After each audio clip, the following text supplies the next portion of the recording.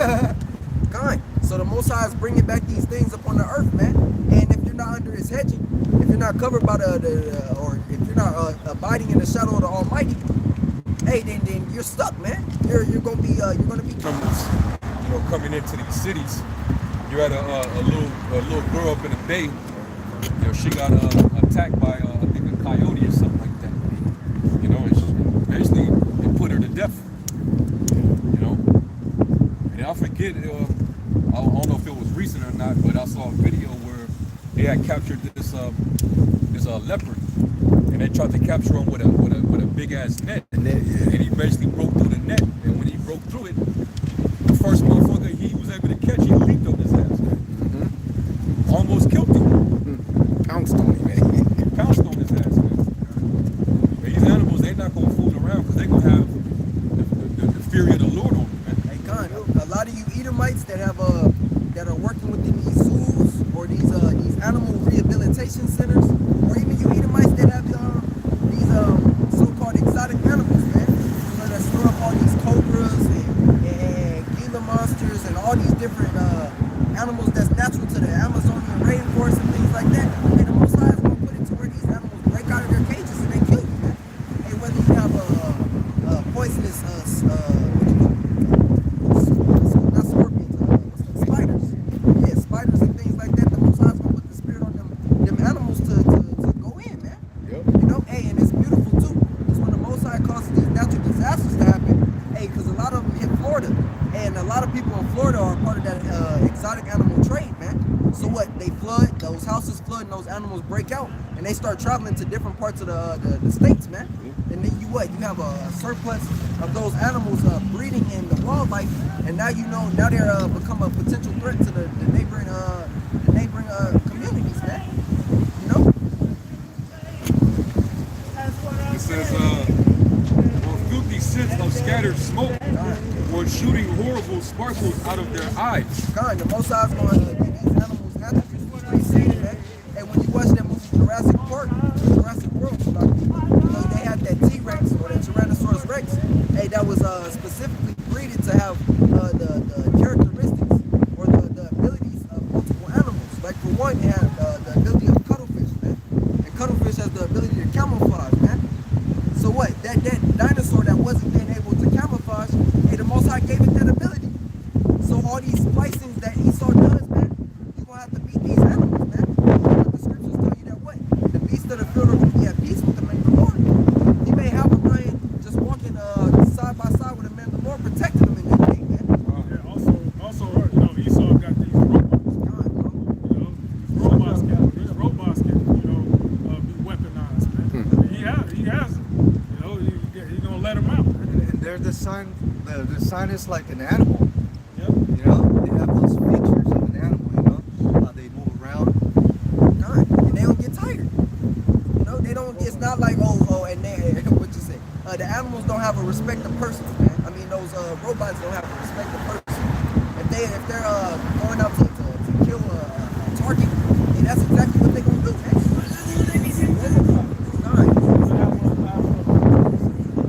Sirach chapter 39, 27. All these things are good to the godly, so to the sinners they are turned to evil. These animals will be evil upon the other people, but the wicked also turn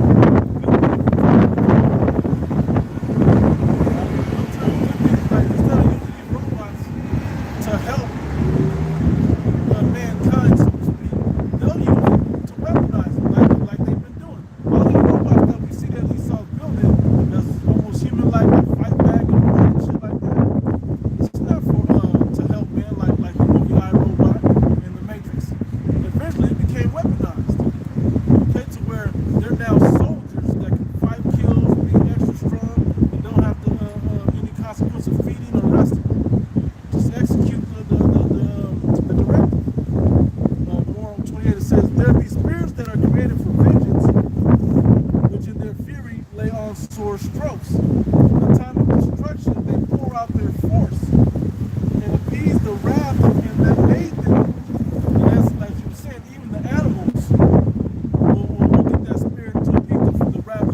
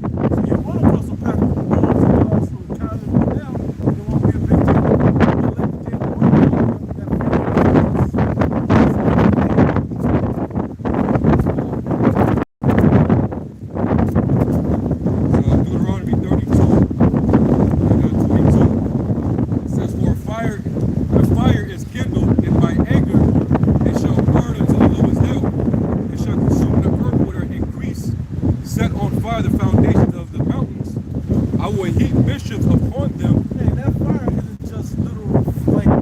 The spirit of the Heavenly Father is in all these things that He will control in that day. Okay? So in the middle of the Lord, then the animals, and then like the birds, and everything's going to get in on these things. Okay? And it's funny, they all hate Esau. All these things that the Most High created hate Esau. Esau is against the world and nature. And Esau's been in control for so long, controlling Misusing it. Abusing it. Yeah. That's probably a better way to say it. It says, and I will spin mine arrows upon them. They shall be burnt with hunger and devoured with burning heat and with bitter destruction. I will also send the teeth of beasts upon them. That's what was dope about that, because that was still fire that was speaking of. Okay? God, those arrows are still that ICBM nuclear missiles, man. It says, with the poison of serpents of the dust, the sword without and terror within shall destroy both the young man and the virgin, the suckling also with the man of gray hairs. That's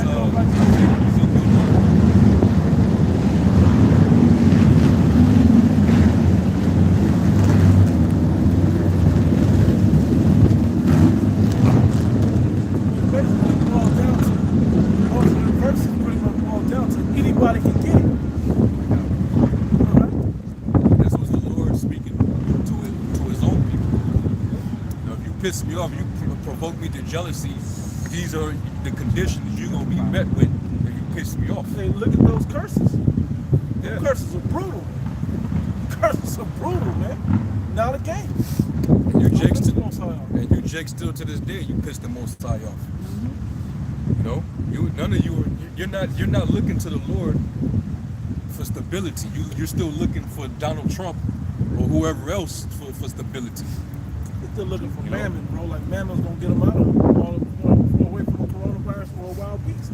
Looking for a savior in all the wrong places. Yeah. Yes. This is the book of Job, chapter 5, verse 22. At destruction and famine thou shalt laugh. God, and that's talking about the men of the Lord, man. Hey, why? Because that hedge and that protection, as scripture speak of, what? The angels encampeth round about those that fear the Lord, man. So keep on looking. Neither shalt thou be afraid of the beast of the earth. Yeah, that was his point. You're not gonna get it. It's funny that we thought about doing that. Doing it now. Talking about those flies, those Hornets. and the locusts, and even different animals that break free. We ain't gonna have to worry about it. There's also the scripture say we will play in a den of men. Is that where that's going? I thought that was in Isaiah. It's in Isaiah, right? Okay, kind of where it said, I'm children to play in a hole of the cockatrice and asp. Yeah, and that's going into Snakes. the kingdom. Yeah, yeah. That's what I'm saying. But that is already going to start to be given up to the men of the Lord.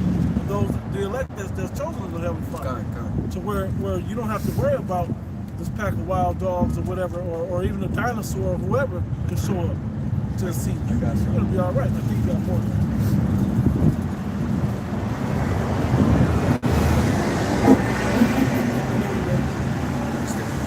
For thou shalt be in language.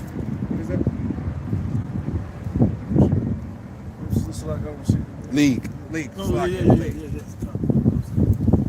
For thou shalt be in league Together. with the stones of the field and the beasts of the field. Imagine, y'all remember Pleasantville? That movie Pleasantville? The movie called Pleasantville. It was like an old 50s TV show. Right? Everything's black and white. When the people from the future came and went back to the old time, everything was perfect.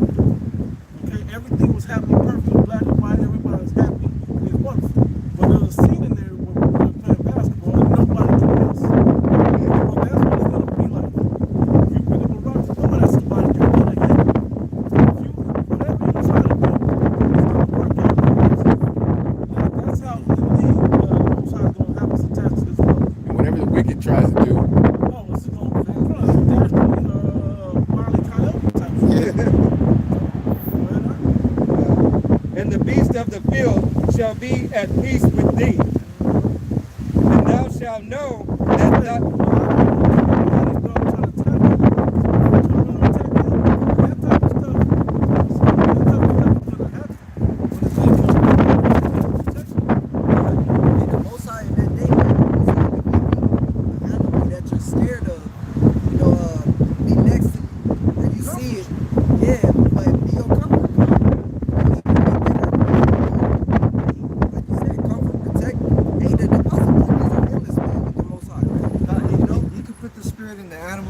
cool with you.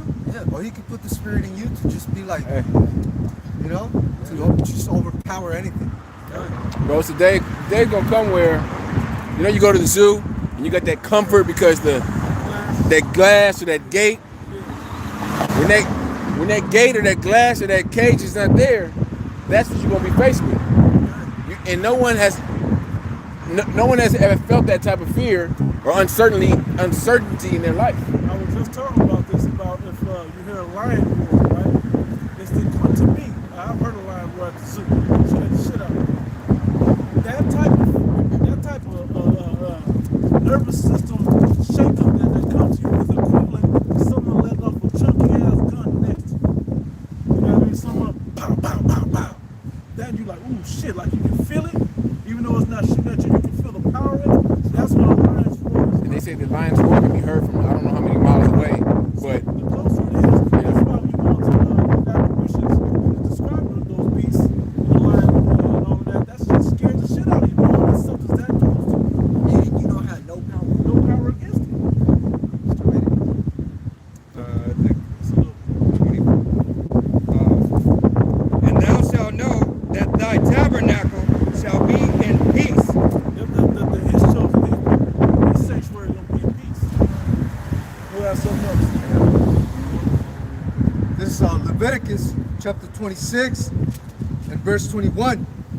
And if ye walk contrary unto me, and will not hearken unto me, I will bring 7 times more plagues upon you according to your sins. The beautiful part about this, like, the beautiful part about this is that he's talking to our own people right here.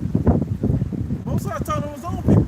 And 2/3 of our own people, that's going to be open for, and 1/3 of our own people, that's going to be open for. God, because the scriptures tell you what, man, that your sins are going to be your accuser in that day.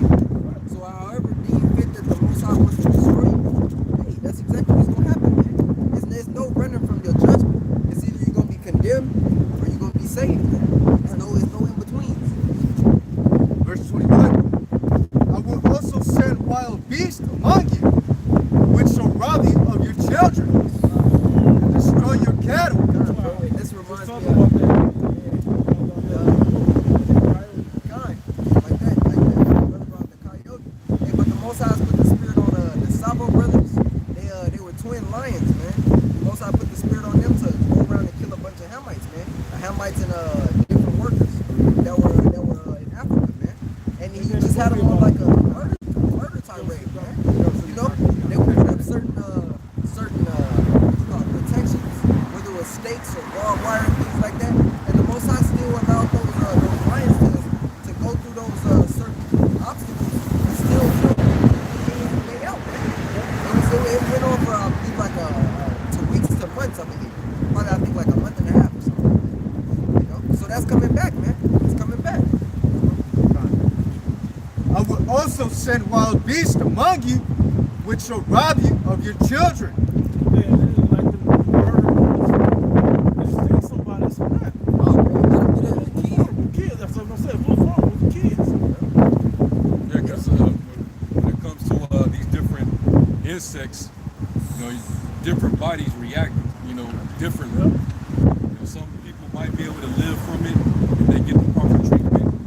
There's certain people that might be allergic to, you know, the venom, you know, coming from that particular insect, you know, and you can actually succumb to it. You can die. You know, I did the lesson on the hornets, you know, being discovered here in the States. I played the clip of that Edomite. You know, he basically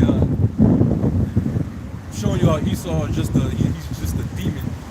But he actually had he tested a hornet sting, a hornet sting. He put it to his arm, and the hornet, you know, stuck the shit out of him. And he screamed and shit. He was in pain, and then like not within a few minutes, this motherfucker's arm was huge, man. And motherfucker, his forearm turned into Popeye's forearm, man. That shit is no. Yeah, man. And some people can survive 100 bee stings, and then another person can die from 1 bee sting. First ever. Because the Most High put these different toxins you got a neurotoxin, you got a hemotoxin, you got a, I believe it's like cytotoxin, and then you got another one. Hey, but they all affect different neurotoxin, of course. You know, it does what? It affects your systems, Your brain. and Neural. yeah, your Yeah. neural. And then hemotoxin, it makes your blood clot. Yep. Goes in your bloodstream. But all those things, once they hit your bloodstream, if they don't agree with your body, you fuck. I got this little thing on this on the murder hornets. It says they start to hunt in April.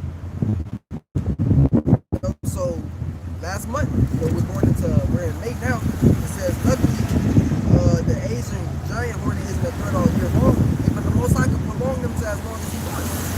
It says during the late summer and the fall is when they are at their most aggressive, which is exactly where we're getting into, man. We're getting into that time, man.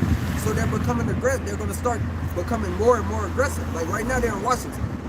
But what? They're gonna keep moving, man. Any path that the Most High has these murder hornets on, hey, that's the direction they're gonna go into, man. And they're huge. Yeah, kind. Yeah, man. And then knowing Esau, you know, his diabolical nature, he'll capture one and do an experiment with it. And probably put a virus or something, and then, you know, release it to the public, and then it probably will sting an animal, or it might catch a child, and then next thing you know, there's reports of a new virus, you know, that's you know, somebody's been affected with, you know. Strain or something. Yeah. There'll be a cure soon. Yeah. They'll kill off somebody, a few hundred people. And then they're gonna be coming up with a vaccine for that, you know. That was it. God, that was it. I had a quick script, and this is dealing with the Lord's going to basically be with his men. All right, he's going to protect, you know, his elect when the Lord brings the plagues. This is Psalms 91, and I'll start at verse 10. I'll start at 9. It says, "Because thou hast made the Lord, which is my refuge, even the Most High thy habitation, there shall no evil befall thee, neither shall any plague come nigh thy dwelling. For he shall give his angels charge over thee to keep thee in all thy ways." What's crazy, just a quick scenario on it. You could be wandering in the woods or something, and the angel, just the spirit touch you, hey, eat that leaf. You know what I'm saying? Eat that leaf. Take that bark and chew on that. You know? And you don't even fully understand that that's something that'll protect you from or cure you from whatever you could have just contracted. That's how you gotta have the type of faith and belief that the Most High is gonna look out for you. That's what that's describing. It ain't all what, all right, now look, this is what it is. Take two. No, it's not necessarily gonna be that way. It could, but it's not necessarily gonna be that way. He's just gonna provide whatever we need in the time we need it, in the situation that we need it, when we need it. Okay? And that's a beautiful thing for him to deal with his people like that again. You know?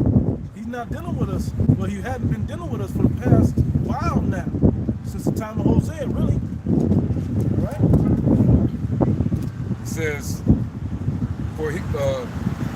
It says, "They shall bear thee up in their hands, lest thou dash thy foot against a stone. Thou shalt tread upon the lion and adder, the young lion and the dragon shall thou trample." Well, you got a snake, or a lizard, or a crocodile, Like the dragon, you know, you got like bearded dragons. Hey, but one of the most feared one is the Komodo dragon, man. Hey, and that's a big ass reptile, man. Yeah. Hey, in that Komodo dragon's mouth, it doesn't necessarily have venom. Hey, but its saliva is Yeah. extremely Toxic. poisonous, man. It's toxic, you know. So hey, those Komodo dragons, they kill wildebeest, man. You know, so what is that saying? That's not going to even be anything unto the man of the Lord, man. It says, "Because he hath set his love upon me, therefore will I deliver him. I will set him on high, because he have known my name." Because that's the key. That's the key. The secret password, but it can't just be you know what to say. It has to be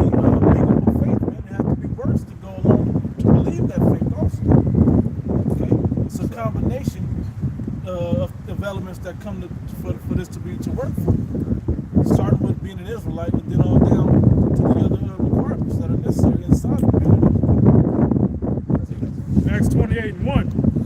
And when they were escaped, then they knew that the island was called Melita. He got it. Yeah, that's the one I was.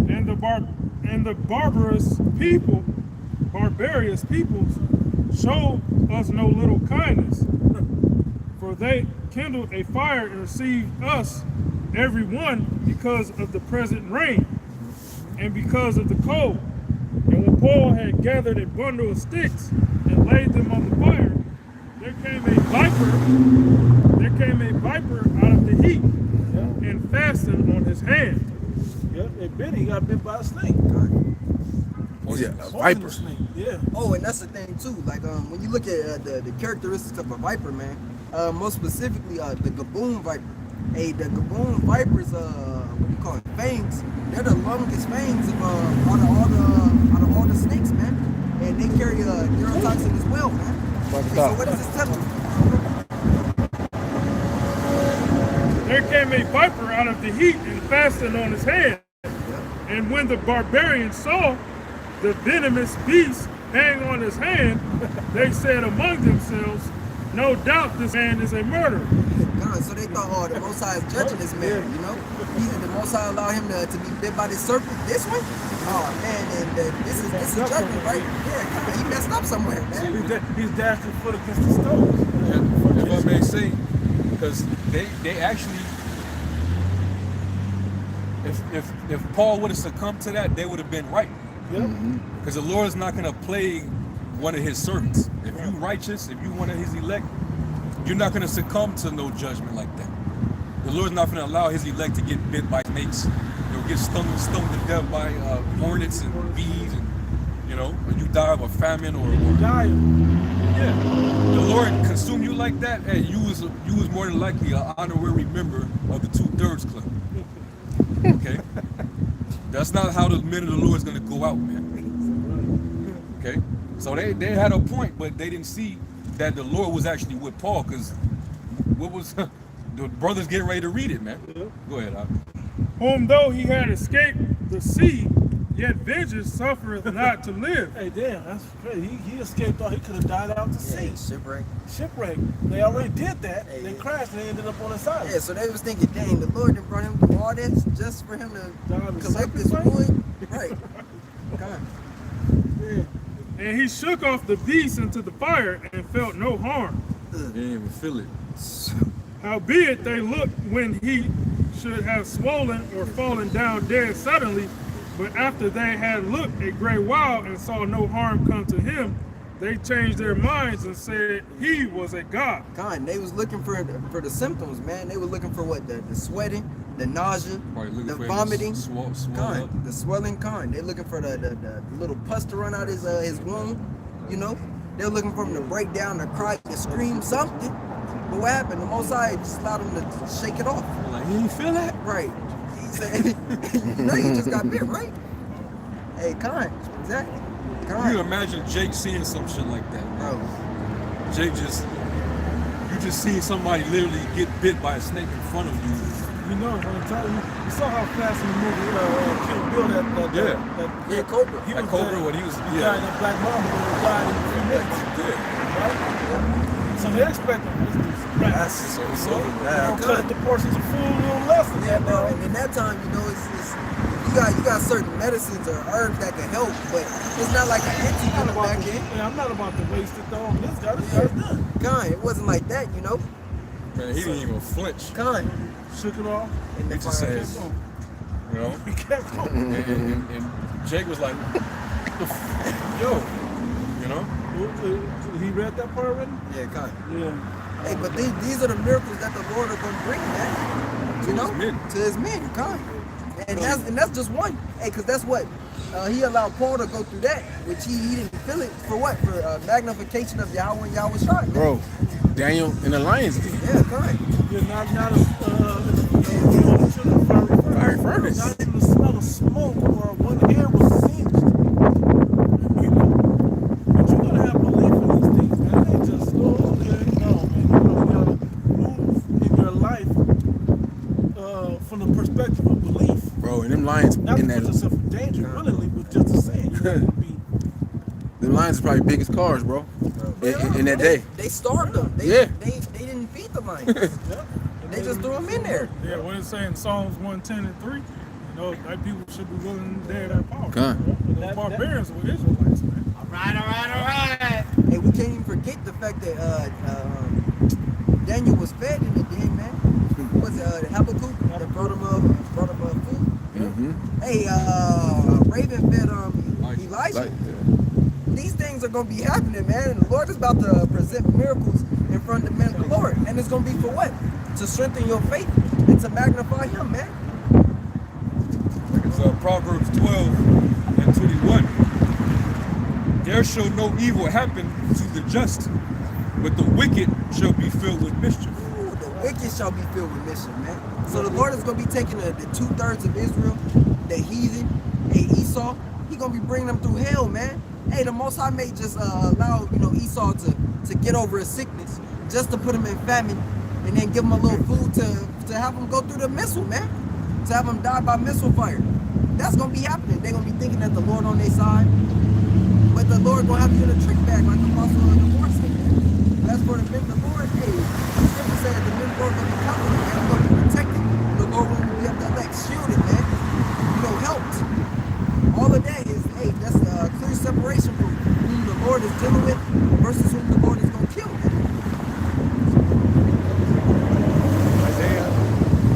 Isaiah 35 and 4. Say to them that are of fearful heart, be strong, fear not. Behold, your power will come with vengeance, even power with a recompense. He will come and save you. God, hey, cause what? Our punishment is almost over, man. That means the what? The Lord is about to destroy our enemies, man. Hey, and then what? New Jerusalem. With salvation's like it, then New Jerusalem. Hey, but this is all it's all about to be over, man. The Lord is he's making His work, man. He's doing everything that He said He was gonna be doing. So what? We just gotta constantly, wait, man. Hey, be patient, man. Be patient, and the Lord He's working it all out. You got something like this.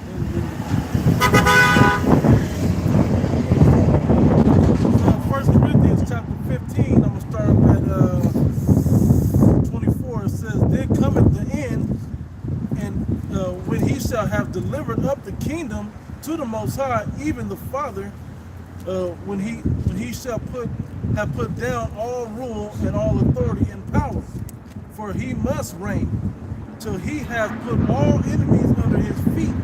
The last enemy that shall be destroyed is death. For He hath put all things under His feet. And when He saith all things are put under Him, it is manifest that He is expected, which did put all things under Him." Basically, my point being, we all understand that Yahushua will be joint heirs with Yahushua. Well, He had the ability to put all things, all enemies under His feet, even death. So all these ways of death will be able to touch the men of the Lord. Okay? That's the point. And then, you know the song, 1,000 ways to die, whatever. Probably more than that. It's infinite ways to die. Infinite ways. The Most High creates new ways to kill people. Hey, Con, because when you watch that show, they had an episode where a man went to the grocery store and bought a pineapple, man. And then the Most High allowed a tiny spider to come out of that pineapple and kill him. Who would have thought that he's trying to enjoy some fruit, bro? Yeah. Next thing you know what? The Lord allows an insect within a pineapple to kill him. Yeah, the Most High is terrible. Bro, he smelled it, was like, yeah, I want this one. No, not that one. Not the one that doesn't have it. So let me find it. Okay, this is the one that knows it's clean, it's everything, and all of a sudden he come out of there. Bro. It's death, bro. It's crazy. I seen some crazy shit on that show with Million Ways to Die. Yeah, I did too. Most I hate the heathen. Oh man. The way he be killing their ass, it's different, man. Jake, they'll get into a shootout. You get shot, you might get a Less stab, honorable a way couple to die. stabs. Yes. You know what I'm saying? Jake die out, bleed out or whatever, cancer. Fucking these gooks and Esau, it's terrible, man. Terrible. I seen one where it was this was it a eagle? It was one of them high ass flying birds, and he grabbed a turtle, and he flew all the way to a certain distance, like high up To like, drop it so it can crack it. and once he got to a certain a position in the sky, the fucking turtle dropped. And when the turtle dropped, there happened to be a group in some lake. He didn't even look up.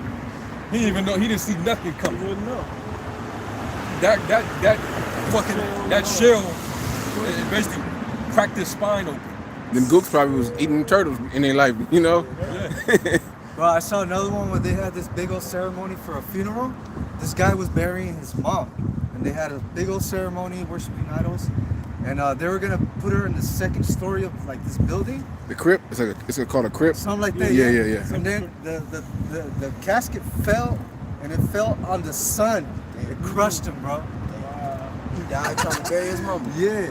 I got something that goes with that. All right, this is Psalm 66, and I'll start at verse 3. Say unto Yahweh, how terrible art thou in thy works. Through the greatness of thy power, shall thine enemies submit themselves unto thee. Hey, bro, and that shows you that the Most High, you know, he's the ultimate Jake, man. You know, That's right. he get crafty. Yeah. You know, Jake think of all different types of stuff. Isn't this in Isaiah that heart shall meditate terror? Right. So that means that we gonna have the mind of the Most High. All these different ways he kills people, We gonna have kill. that. He gonna give us that same kind of mind, man, to execute judgment upon the nations, man. That's why I like the movie Zombieland. They talk about zombie killer of the week and all of that. We're gonna be trying to top each other in creativity.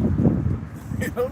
Hey, the Lord's somebody get that Job 18, the king of terrors. The Lord, he's a terrible power. You know, that's where his reputation, Al-Shadya, which you know in English, you know, you read in your Bible is God Almighty. You break that word down, it's Al-Shadya. Allah meaning power, and it Shad goes back to being like an evil spirit. That's how the Lord is to these other nations, especially when they are touching the apple of the Lord's eye. Just think about it too. When look into the plagues, the 10 plagues that the Lord put on Egypt, man.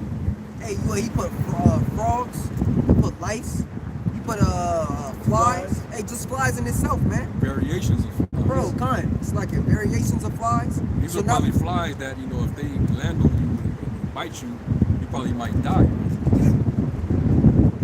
darkness. Hey, he made sure every plague did something different to your systems, man. Hey, like your 5 senses, like he made sure every plague did something to your 5 senses. He took away sight. Hey, he amplified With darkness. Yeah, with darkness. You know, he amplified your hearing with the flies and the buzzing and things like that. Hey, just imagine hearing a constant buzzing that don't stop, man. Along with the variation of the other insects that he put within there, man. And it said that when they in Wisdom of Solomon 17, it said at one point while the darkness was happening, the Lord not only showed apparitions, but it was also like different sounds. Yeah, kind of like You know, it's like the Lord turned up an audio system. Because once sense goes, the rest are hype. turned up. Yeah, they're hype, man. Hey, so the Lord, he's cool, bro. What? The Lord is cold. Hey, with lice, what? You know, that affects that not only affects your hair, but that affects your skin, man. Your epidermis or your dermis, like you know. So what? You itch, you break out in rashes. You know, so that's what the touch. So the Lord, he was real calculated with everything that he did, man. Hey, the turning the blood into it's like turning the water into blood, man. So now that wiped out what your whole system of what? Of needing water, man, or hydration. So what? Now you thirsty. They say you can only go 3 days without water. So that does what, man? You become dehydrated. You become, hey, if you ever had heat exhaustion, hey, we can't forget that was in Egypt, right? So heat exhaustion, it does what? Hey, you become dazed, you get confused, you get dizzy, and your stomach starts hurting, you feel like you gotta use the bathroom. So the Lord was doing all this in the midst of other plagues, man. Terrible. Terrible, bro. The Lord is cold. Go ahead. Verse 4. All the earth shall worship thee, and shall sing unto thee. They shall sing to thy name, Salah. Come and see the works of Yahweh. He is terrible in his doing toward the children of men. Yeah. The Lord don't play, man. Yeah. The Lord does not play. I got a quick script. This is Sirach 1:8. It says, there is one wise and greatly to be feared, the Lord sitting upon his throne. That was just plain, man. So he's to be greatly feared, man. We know that the Most High, he's a God of judgment. He's known by the judgments that he executes. And every day, every morning, he brings judgment to pass. You got that with me, Solomon. Read that up. Psalms 92:5. O Lord, how great are thy works, and thy thoughts are very deep. Yeah, kind. Hey, like what? He had the beast. He had the beast of the field to die. So what? That's a famine. You know. So now you hungry and you dehydrated. You have boils. So what is they? Boils are bulgings of the skin where fluid, excess of fluid are within it, man. And it's not just like a wart that don't hurt. These shits hurt. And these are amplified too, man. You can't forget it's the Lord doing this. So what? These was huge ass boils. It's not like they were pimples, man. And they were in what? On your face, you know. Most of, bro. He played the Philistines with hemorrhoids. Hemorrhoids, yeah. And that's These were probably some lemon size. You know that wasn't pretty. too. They said that their cries was heard throughout the city. Motherfuckers was in pain. You get hemorrhoids in your ass. That shit is just, dude. Like, that's torment, man. Can't do shit.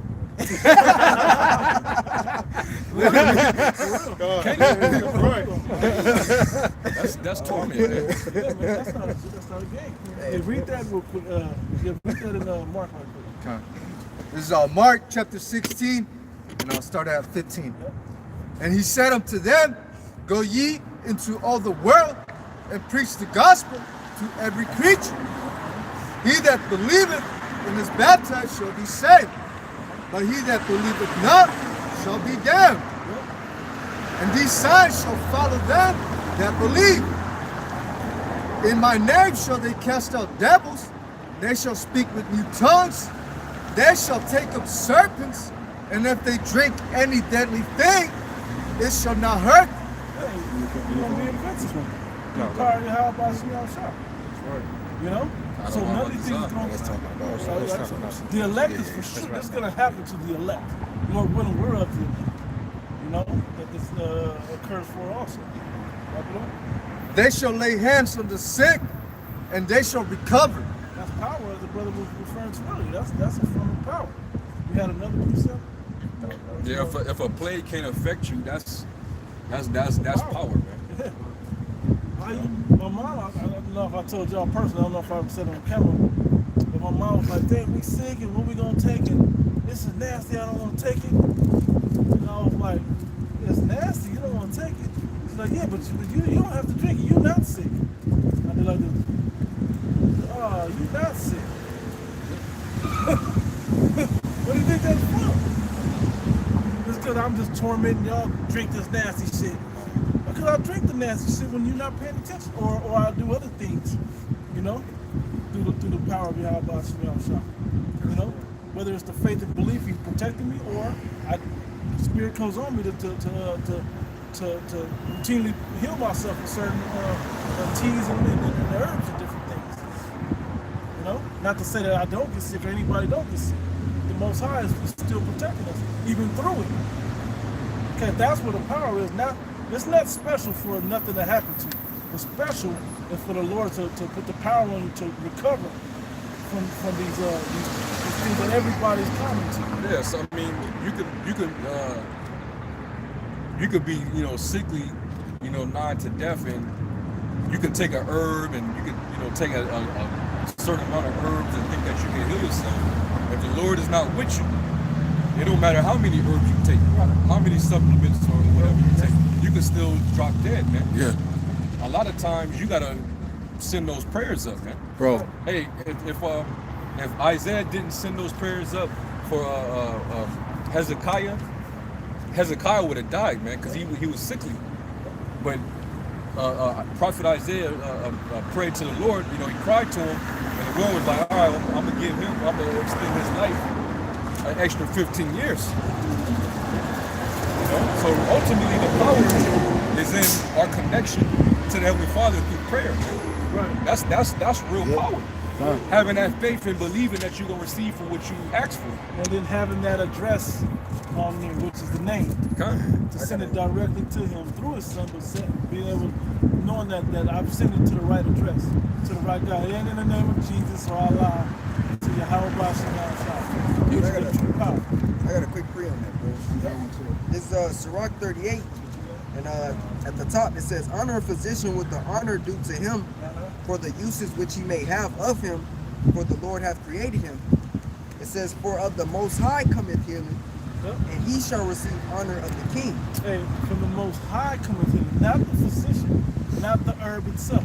Yeah, come What's Not that? the I wound and I heal. That's right. Yep. I'm trying to think what that one was at.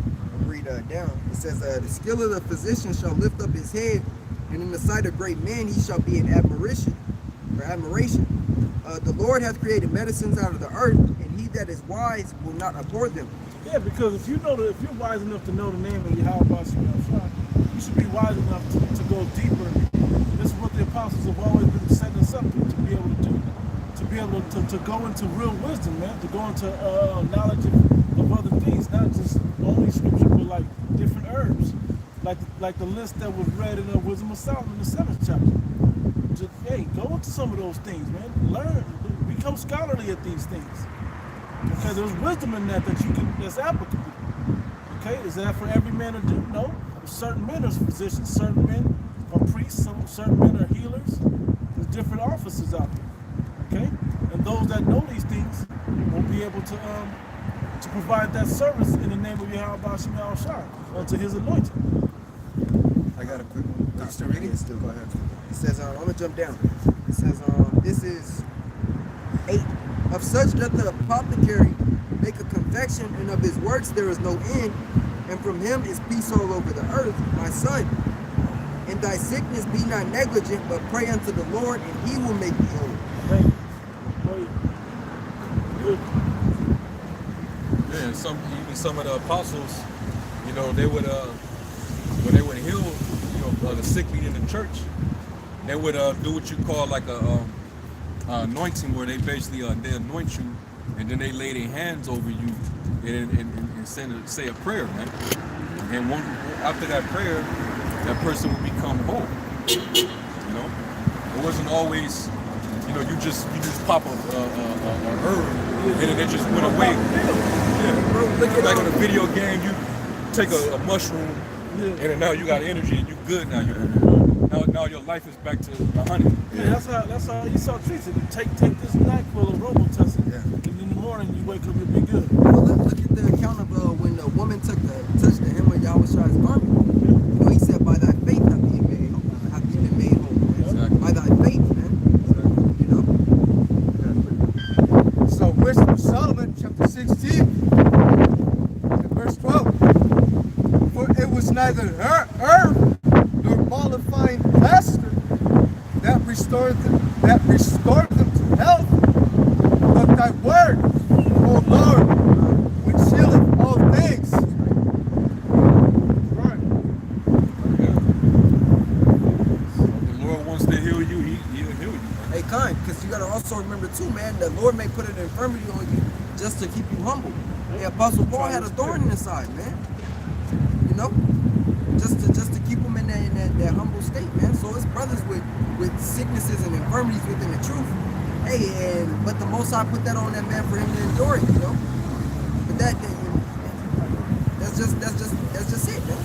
That's just it. That don't mean he's not a man of the Lord because he's going through it. Hey, but he knows where his source is, man. He knows it's the Most High that heals and wounds, man. I mean, wounds and heals. The Lord do all things to show his power, man. Ultimately.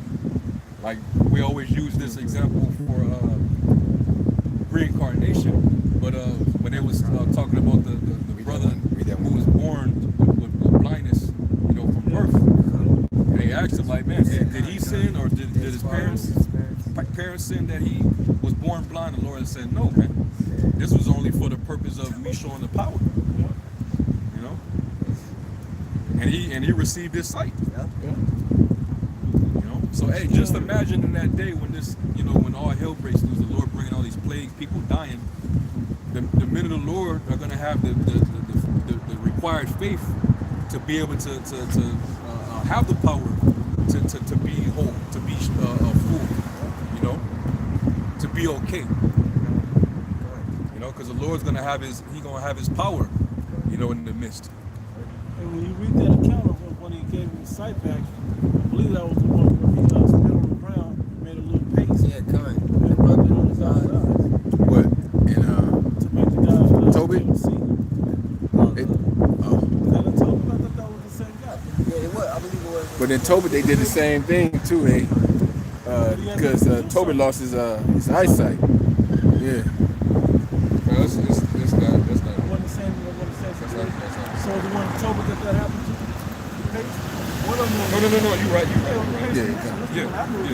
Yeah. I'll read it just for clarification.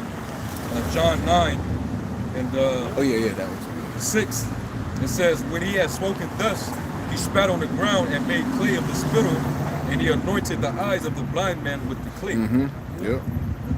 Yep. So he actually gave something up to do it, part of his spirit, part of the earth.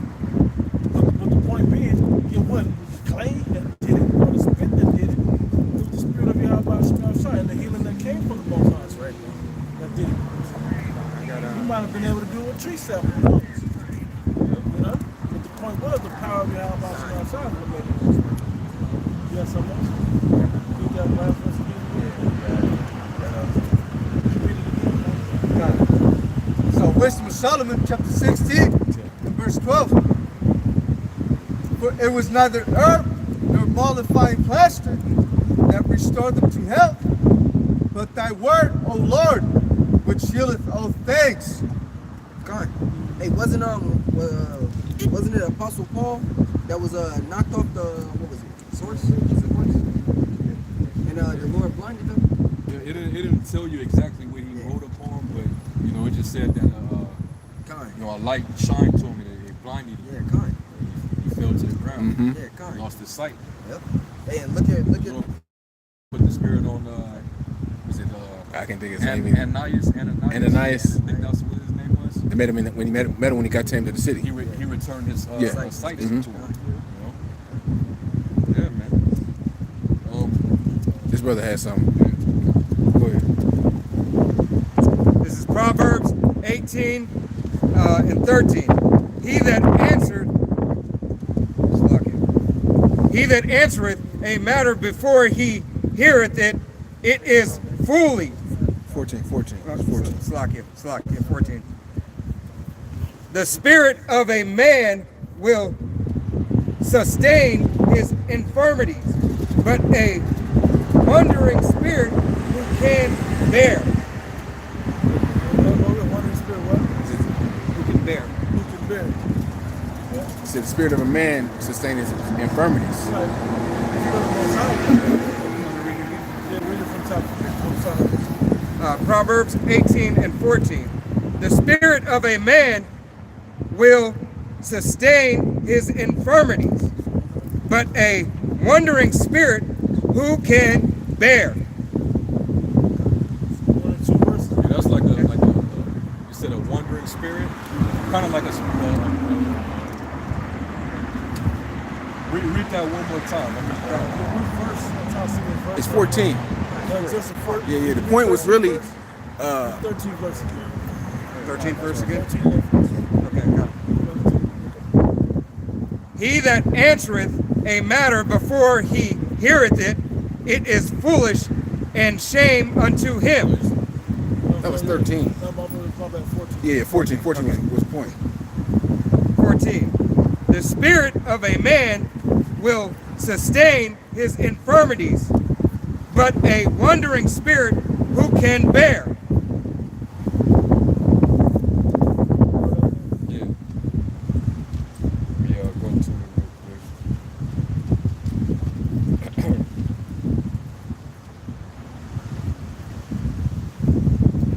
basically, it says basically the human spirit. A human spirit can basically endure, you know, a sickness with a broken spirit. Yeah. You know, you can't really deal with a broken spirit, man, because that's, you know, depression. Yeah. You know, that's That's heavy. it's pretty heavy. Hey, heartbreak and all of that. Yeah. Broken spirit. I don't, mine's broken. It's not working properly. Yeah. Hey, You he can said, get "Give me through a any sickness, plague you but get the through a plague of the cold, heart." you be like, man, that's nothing. Sometimes you'll joke and laugh and you do regular shit while you know, have a certain sickness to you. But you're not doing all that when your mind is going, because you know, you have a broken spirit, man. Yeah, they have people that got anorexia, bulimia, and all that. Yeah. They cycles fucked up. The one that said, I'm going to get it right now, Sirach 25. Give me any plague of the heart. That's a plague of the mind. I got a quick one. This is Proverbs chapter 17 and verse 22. A merry heart doeth good like a medicine, but a broken spirit. And that's why, if you notice how our elders and apostles are pushing towards this, they continue to tell us that, hey, have that winning spirit, man. Have that, you know, overcoming spirit about you. Don't be on that woe is me all the time. And that cheerful heart, that rejoicing spirit is going to be the difference. Read that again. A merry heart doeth good like a medicine, but a broken It spirit, can heal you to be in a good mood. but a broken spirit drieth the bones. Yeah, it makes you brittle. It makes you easy to break. It breaks your health down. Depression is known. Stress and depression are known killers. That's how you get cancer and all kinds of others. We just gotta read the whole book. It's Sirach 38 and 17, and this is, you know, after you bury a loved one or something like that, you know, you in mourning for a person that passed. It says, verse 17, it says, weep bitterly and make great moan and use lamentation as he is worthy, and that a day or two lest thou be evil spoken of, and then comfort thyself for thy heaviness. For of heaviness cometh death, and the heaviness of the heart breaketh strength. Yeah, breaks your down. Hey, you see a bunch of people. Hey, you see some of the people that is the strongest guy ever, man. He don't get sick, he don't this and that, but let his girlfriend break him. Find his little cheat on him. Spirit's broken. You know what I'm saying? You can break that man is broken. You know? Something has changed. Yeah, everything like It look like they ain't slept in months and 5 o'clock Ain't- shadow. yeah. losing weight. There's people who lose a loved one and they actually die of the. Yeah, those Yes. grief. Like a week later. It's like, you ever see older people, like 60s and 70s, when the husband or the wife die, usually within 6 months, the other one dies right after. Yeah. And that's how you sadly to say, but that's kind of how you know how connected the couple. Think about this. A lot of times when people that's 60 and 70 years old, when they retire, they've been on the job 40, 50 Love that years, job so much, they die. mind is broken. Yeah. Once they don't have anything to do. And that's Babylon breaking your ass. Pretty much breaking you spiritually. And from a mind like that, you know, you're dealing with those type of emotions. Hold up. That type of mindset, it usually leads to suicide. Yeah. Like a lot of people over this COVID thing, their spirit is broken because their life is in misery. And it's causing them to have that mindset of, well, if this is how my life is going to turn out, I might as well not live anymore. So what do? They'll overdose, get some drugs to overdose on. They'll turn into an alcoholic, which is all a deterioration of your health. Yeah. That's why it's not good to fall into depression, man. That's what the elders and apostles tell us, man. Hey, That's actually worse than dealing with, coming through a sickness. Infirmity. I got one like this. Sirach 25, verse 13. Give me any plague with the plague of the heart. Which is the point I believe the other part before. Whether that is going to go into more so heartbreak that I believe yesterday. But any plague of your mind, because your heart's your mind. That's where all of your soul and everything proceeds from. This is just a muscle that distributes, and filters blood through your body. Hey, all these anxieties that's plaguing these people, Yeah. they have all these worries about, how they're gonna live, how they're gonna get their next meal, are they gonna have shelter, and then once they come, there's gonna be a shortage of food. So you got certain Edomites that are worried about what COVID has done to society, where it's growing disparity coming from these people. And there's more talks of people talking about, hey man, we in a suicidal time right now, man. And they'll kill their whole family And they'll off their wife, their children, and then they off they self. Or they'll say, hey family, let's all hold hands, let's say a prayer, let's hope we make it to heaven, and let's jump off the or off the cliff. let's all drink this Kool-Aid. Yeah. Bro, like the Edomites in New Orleans, bro, they was jumping from their buildings, man. Yeah, man. That's an example of a plague of the heart, man. And really that's a curse, because even our people, man, we've always dealt with that curse. Jake is depressed. Look at how they live. Well, that goes back to the curse where it talks about thou shalt have no sorrow of mind. And that same curse is on these Edomites through this COVID crisis, man. These calamities that's coming from this COVID situation, that's playing into the sorrow of heart that these Edomites are developing. And that's why these suicides are increasing.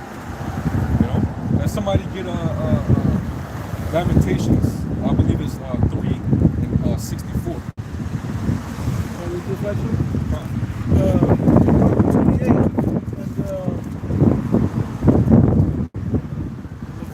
And the Edomites are weak as hell, man. They're not built to face trouble and adversity like we are, man.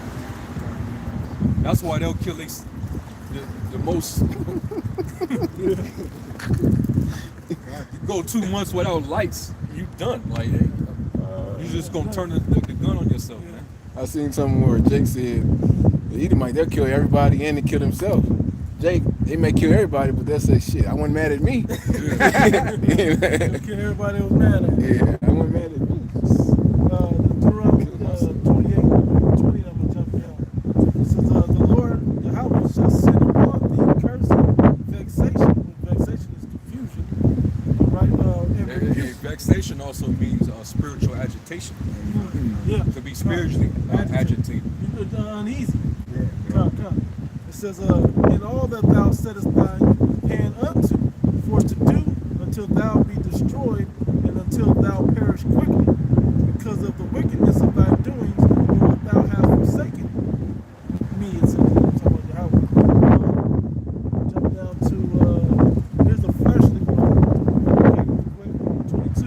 The Lord Yahweh shall smite thee with a consumption, and with a fever, with an inflammation, with an extreme burning, and with the sword, and with blast, and with mildew, and they shall pursue thee until thou perish. Jump down to 26. 28. 27. It says, the Lord Yahweh will smite thee with the botch of Egypt, and with the emerods, and with hemorrhoids, right? And with the scab, and with the itch, whereof thou canst not be healed. Right? The Lord Yahweh shall smite thee with madness and blindness and astonishment of heart. Right? It says, thou shalt grope at noondays, at the blind gropeth in darkness, and thou shalt not prosper in thy ways, and thou shalt be only oppressed and spoiled evermore, and no man shall save thee. And because of that curse, you always have the spirit of hopelessness in Jake. Yeah. This is stuff like that. We come up with all these solutions, and how we gonna bypass these different living conditions that we in as a community, and things never go right. So what do? They blame the Most High and turn atheists. Yep. Start speaking ill of the Most High. Yeah, you know, where the Lord have loved us. Whooping our ass. Anything that we try to do is a fail, you know. Or hey, you know, you did that to yourself, Jake. Yeah. That's what that first verse that I read, the 20th verse. So be where thou, because of the wickedness of thy doings, whereby thou hast forsaken me. Yep. That's why we get all this shit. We have to deal with all of these. Yep. But he can play you, I've read him, he can play you on all the levels. A mental level, a level of things that you do physically, and a mental, spiritual level. You Yeah, know? man. You know, that's why people get that hopeless spirit, man.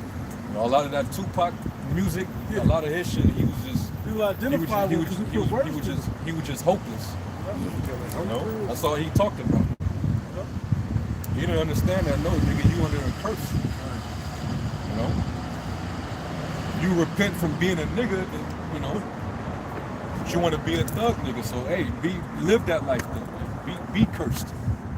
You know, but go further down because talk about the plague of the sorrow of the mind or the heart. It's in the 60s. Oh yeah, 28, like 66, 65. Yeah, 66. It says, I'm gonna start at 59. It said, then the Lord Yahweh will make thy plagues wonderful, and the plagues of thy seed, even great plagues, and of long continuance, and sore sickness, and of long continuance. Moreover, he will bring upon thee all the people of Egypt, which thou wast afraid of, and they shall cleave unto thee. Also, every sickness and every plague which is not written in the book of the law, them will the Lord Yahweh bring upon thee until thou be destroyed. And ye shall be left few in number, whereas ye were as the stars of heaven for multitude, because thou wouldest not obey the voice of thy Lord Yahweh. And it shall come to pass, here we go. And it shall come to pass that as the Lord Yahweh rejoiced over you to do you good and to multiply you, so the Lord Yahweh will rejoice over you to destroy you and to bring you to naught. Ye shall be plucked up from off the land which thou goest to possess it. 165 as well. It says, and all these nations thou shalt find no ease, neither the soul of thy have rest, prophetic lies and sorrow of blood. They are filling the mind. That's disparity. That's what you call pessimism. Always look out the window and it be dark. You're uncertain about your future. You don't know where your future holds. You don't know what's down the pipe for you. You're not too confident about it. You don't know if you're gonna live a long life. That's a life of a Jake, man. Esau swear he gonna live forever and ever, man. That's their attitude. But as you see right now with this whole situation, they ain't feeling. They don't have that same mindset like that. Right? You know, they ain't feeling that way. That's why they offer themselves. But guess what? That's because the Lord is plaguing our enemies. The Lord's putting His curse upon the enemies now, man. And that's a beautiful thing to see. Deuteronomy 30:7, and then Lamentations 3:64. Deuteronomy 30:7. And Yahweh thy power will put all these curses upon thy enemies, and on them that hate thee, which persecute thee. Hell yeah! And who's our number one hater? Esau Edom. The cracker, man. All right, so Esau, he's getting a dosage now. You know, now he's concerned with if he's gonna be able to work again. If he's gonna be able to pay his rent, his utilities. Well, hey, motherfucker, welcome to our world. You know, we live like this all over the country, all over the world, damn near, man. Except for this back We don't even need a damn pandemic crisis to live in those conditions, man. God. Jake just adapt to the situation. They hustle. They do what they got to do Bro, to survive. it's the spirit too. Because when you watch the X-Men, it was an X-Men movie, basically the same one where Beast, he ended up getting a little vaccination to make him a human again. Hey, it was a Israelite, it was a Jake man, could have been Jew, it don't matter. But it was a Israelite man, and his power, he had the, his mutant power was the power to adapt, bro. Like he said, what's your power? He said, I could adapt to any environment that I'm in. So it was a fish tank in the extra room, water? and Jake, he put his head in the fish tank and he started growing gills, you know, gills. But that was Jake power, the power to adapt. What was that on? X-Men, the movie. Yeah. That was his power, man. You know? That's one thing Jake could do. Jake know how to adapt, man.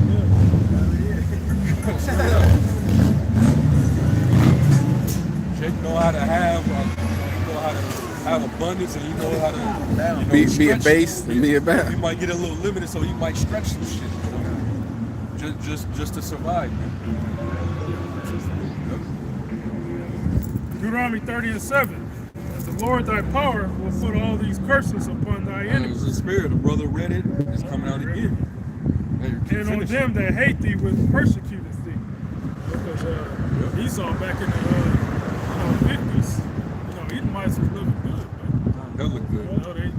He had in my family, he had, the man, he goes to work. One salary can, take care of the whole household. Send the kids to college, he pay off his house, pay off his 2 cars, raises, 2.3 children and shit, Esau was living good, man. Until the Most High brought him down in the late 60s, man. And ever since then, Esau been catching hell, man. But this time, man, Esau gonna get it the worst. Then he's gonna go into slavery. That's right. His whole nation. Yeah. The Lord's breaking his ass down, man. At one point in time when they had their woman in order, you know what I'm saying? She wasn't, bulking up. This was, pre-feminist era, before women's lib. She was in the crib, taking care of the children. You know what I'm saying? She was fully dressed. She had a little dress on. They had the little family dog. They had the white picket fence. They got the grill in the front yard. They got the little pool for the little kids to play in the yard, man. That was off of one income. This was before the petrodollar, lost so much value, man. Yeah. Yeah. That was when Esau was living in his heyday. Those days are long gone. So that's why, suicide among Edomites, that wasn't that wasn't a common thing back then. Why would Tim kill himself? He had everything. Hey. They said suicide hotlines is up 800%. 800%. Heck yeah, man. I love to hear those calls. I love to hear those calls. The suicide hotline is. They need to let me be one of the operators. I said, shit, just do that shit, man. So Lamentation 3:64. Like, Mr. Clark, Render Mr. unto them recompense. Render unto them a recompense, O Yahweh, according to the work of their hands. Give them sorrow of heart. Give them the sorrow of heart.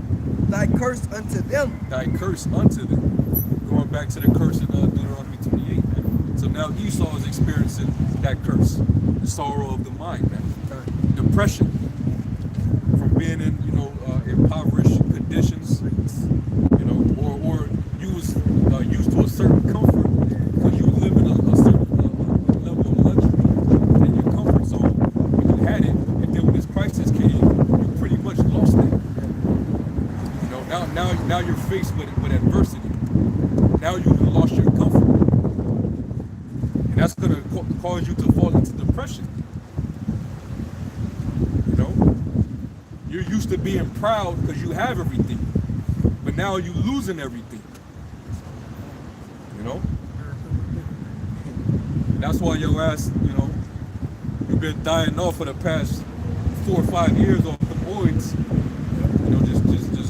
That was an alternate reality. You didn't like where the future was headed. You didn't want to be involved.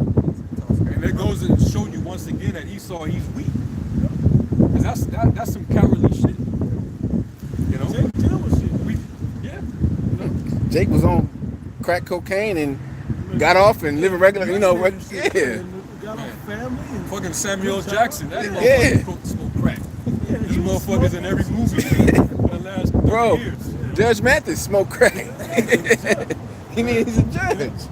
I want to make this quick quote. It was a quote that they say Bruce Lee said it, but one of the quotes was, "Don't pray for an easy life. Easy life. Pray for the strength to deal with a hard life. Endure a hard To life. endure a hard life." That's Jake's mentality. That's Jake's mentality. We don't want to pray for the easy life. We're praying for the strength to endure a hard life. And it shows, like, it shows, going back to the beginning when we were born, it said that one person shall be stronger than the other. That shows you that Jacob is stronger. We're stronger people, man. Mentally, physically, spiritually, we're stronger than these people, man. Right. You know, because they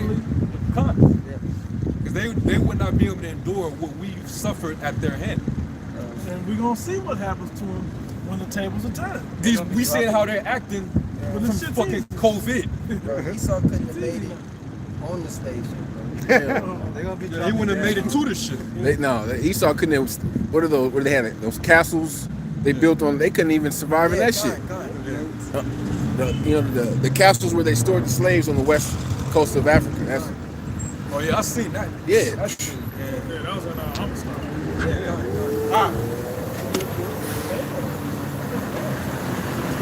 damn, Jake.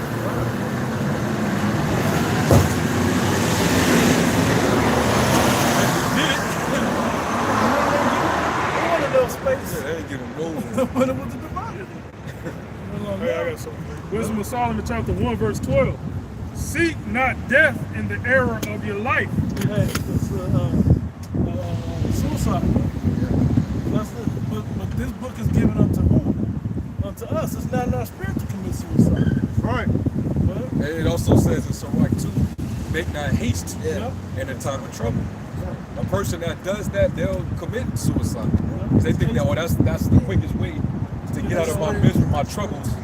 You know, it'll be all over for me. You know, that's cowardly, man. Go ahead. And pull not upon yourselves destruction with the works of your hands. That's suicide. You know, suicide, man. Hey, there's not too many recorded suicides in the scriptures, but when you do look at the main suicide that took place, who was the man that did that? No, Judas. Judas Iscariot. Judas Iscariot, but hey, that was actually the only rare time that was a noble act, because he realized he backstabbed the Lord, man. I ain't worthy to live after I did some shit like that. Fucked up. I was running with this man, you know, I was out there prophesying with, you know, and all of a sudden Satan hopped on me and I gave him up to go through that. I'm the guy for that. He sold him out for 30 Shekels. 30 shekels, Silver. basically blood money. You want the money after you realize it. That's gonna Yeah. be his legacy too. Yeah. Yeah. You know, you do some shit, some dirtbag shit like that. Hey, you know, you commit suicide. I mean, Yeah. hey, you Yeah, know, that was the reason for it. you did deserve death, you know. Yeah. But you got idiots, you know, narcissistic ass people that feel like their life is so freaking important that they miss out on one little thing or something just don't go right. My life just fuck it, you know. Y'all I'm heard gonna just about- take my life. Y'all heard about it? Might have been the early 2000s. There was a show called The Contender that Stallone. Yeah. It's a boxing show. Boxing show. In the show, there was a guy from the film. And he said, every fight I've been in, my brother never saw me fight. I haven't lost. Hold on. He said I hadn't lost a fight. My daughter never seen me lose, and she will never see me lose. He ran up against somebody and lost. He killed himself. That's an idiot, man. You still got a life to live with your daughter. What are you doing? And he did it because his daughter saw him lose. He cried about it and killed himself in real life. Is Edomite? No, Jake. Philly. that when that shit really happened. Because he was crying on the show, like he knew he was gonna do it. When the show aired or whatever, all that happened, like a couple weeks later. Yeah, now I mean, They the spirit of Jake. I mean, we can't say that Jake don't do it. No, we know. We know Everybody there's does. niggas that, you know, they off themselves. You know what I'm saying? Jacob, you know, he's so damn emotional because he's raised by feminine energy. You know, some shit can happen and he, you know, he get overly emotional where he'll do some shit like that. But overall, you know, that's just not in our people to, you know, to take their It's own not life our like first that. instinct to go, you know what, I'm about to go buy a gun and walk on. Jake is too lively to want to, you know, go out like that, man. Hey, Jake would kill themselves over a woman, but then they'll realize on the way to go get the gun and bullets or whatever they eat, maybe they met somebody better. You know what I mean? Like, Jake had that type of hope about it. Like, man, I fucking chick that selling me the gun and kill myself. I'm about to get with her tonight. Like, you know, Jake just got a better hopeful spirit about it. These Edomites, man, they got nothing, man. Bro, it says When their power leaves, they got nothing.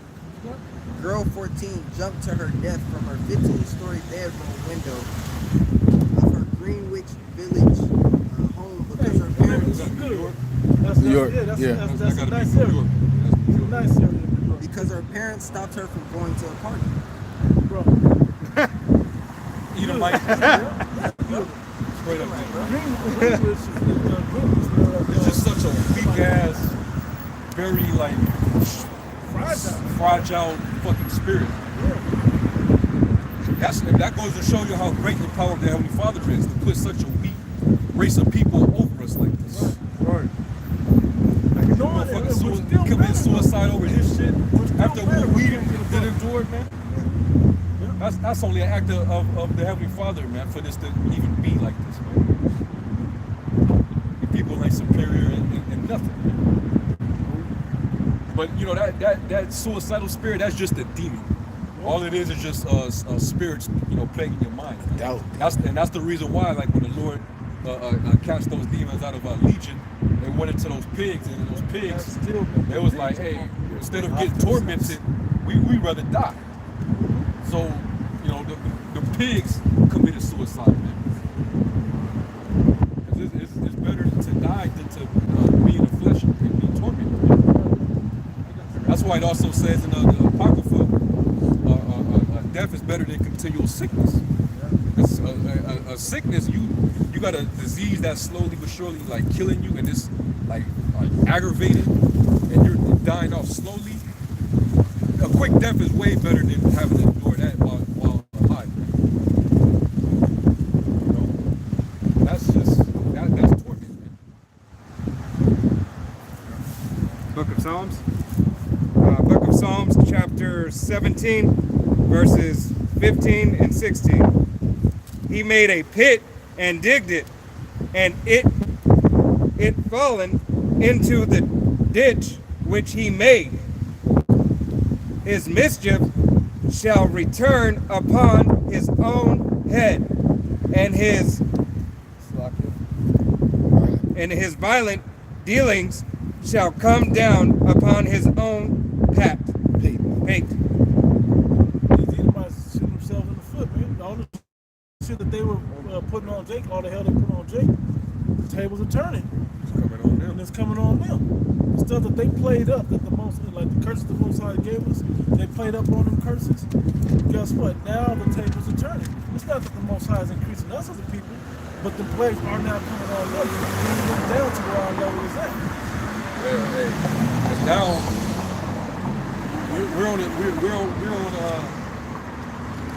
we're on equal grounds right now. A lot of Edomites, that the middle class Edomites that have been affected by this, they're actually been brought down to the lower class. It's a equal playing field. Equal playing field, you know. It's the closest it's been in a long time. You know. So now you can't, you know, be proud. You can't boast.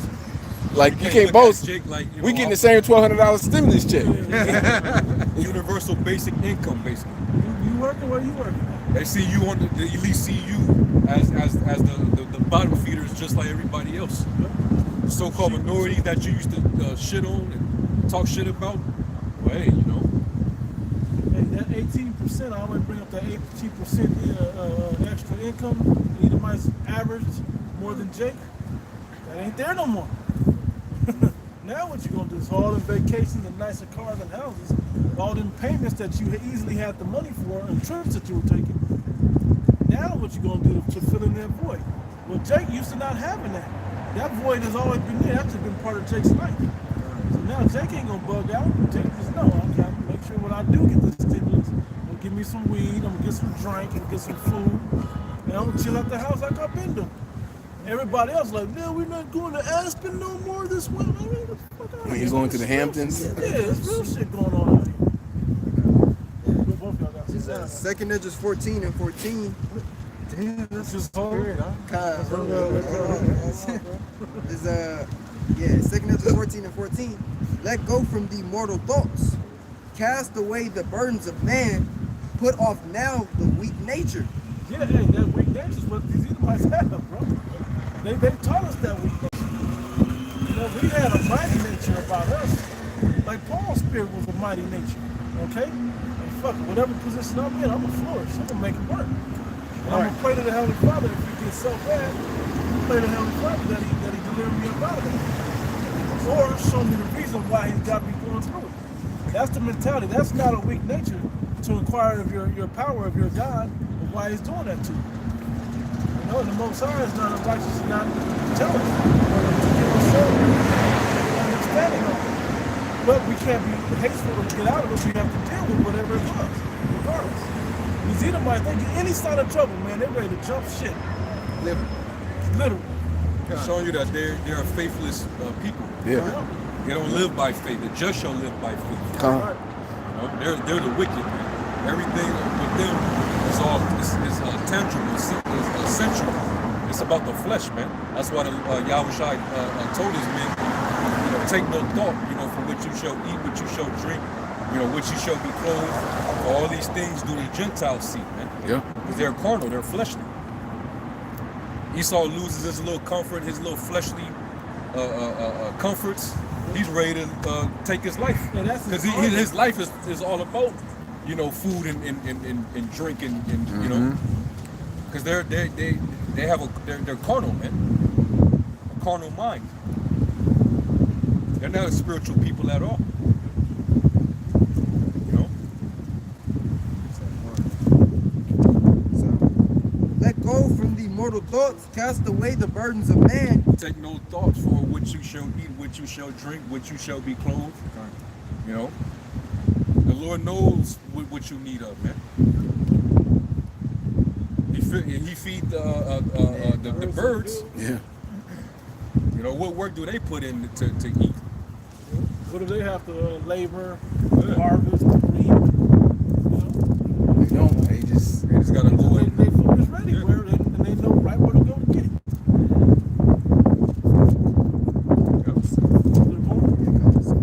It says, cast away the burdens of man. Put off now the weak. The burdens of man, the burdens of the flesh, man. Those are when we look at it and talk about knowledge and wisdom will be our stability. It didn't say hoarding up food or protecting yourself. It said cast off that mortal nature. You know, and now start to protect yourself spiritually. How do you do that? By there you go. Seek him, man. There you go. But first seek ye the kingdom and all these things will be added up. That's right. I got that. Right. It's Matthew 6, but the brother was quoting. Matthew 6 and 25. Therefore I say unto you, Down to the end. therefore I say unto you, take no thought for your life, what ye shall eat or what ye shall drink, nor yet for your body what ye shall put on. Is not the life more than meat, and the body than raiment? Hey, that's not what Esau did. All of this mortal, carnal things, he treats that like his armor, his money, he treats that like armor. It's a good analogy I was thinking a second ago. Esau treats all his little goodies and whatever else, money, his status, his power, you know, as weak as he is, like armor in a war. Like if somebody take his armor, he's done. He don't even fight. Motherfucker, you're still a warrior under the armor. Fight. That's why he lived by the sword, because he knows without that thing, You ain't got nothing. that's it. Hey, if Jake go get somebody with a knife and Jake don't have like armor or nothing to protect himself, Jake just know, don't let that knife touch you. Jake still gonna fight you, bury him. Esau's like, he don't even want to fight. It's not even. It's not fair. That's how Esau, Which means he don't have the advantage. yeah, that's how Esau defeated the Galaxy. Yeah. Put that Gatling gun out. It was game over for Gal. Yeah. Gal was kicking their ass. Man. Yeah. You got the, they called it even the score. Nah, man, he had to get the advantage. You know? That was, you got more. Right? It's continuing. 26. Behold the fowls of the air, for they sow not, neither do they reap, nor gather into barns, yet your heavenly Father feedeth them. Are ye not much better than they? Which of you by taking thought can add 1 cubit unto his stature? Or why take ye thought for raiment? Consider the lilies of the field, how they grow. They toil not, neither do they spin. And yet I say unto you, that even Solomon in all his glory was not arrayed like one of these. Wherefore, if the Most High Yahweh so clothed thee, grass of the field, which today is, and tomorrow is cast into the oven, shall he not much more clothe you, O ye little of faith? Therefore take no thought, saying, what shall we eat, or what shall we drink, or wherewithal shall we be clothed? For after all these things do the Gentiles seek. For your heavenly Father knoweth that ye have need of all these things. But seek ye first the kingdom of the Most High Yahweh and his righteousness, and all these things shall be added unto you. Take therefore no thought for the morrow, for the morrow shall take thought for the things of itself. Sufficient unto the day is the evil thereof. That's the, Esau, he's a proud man, so he always think about, what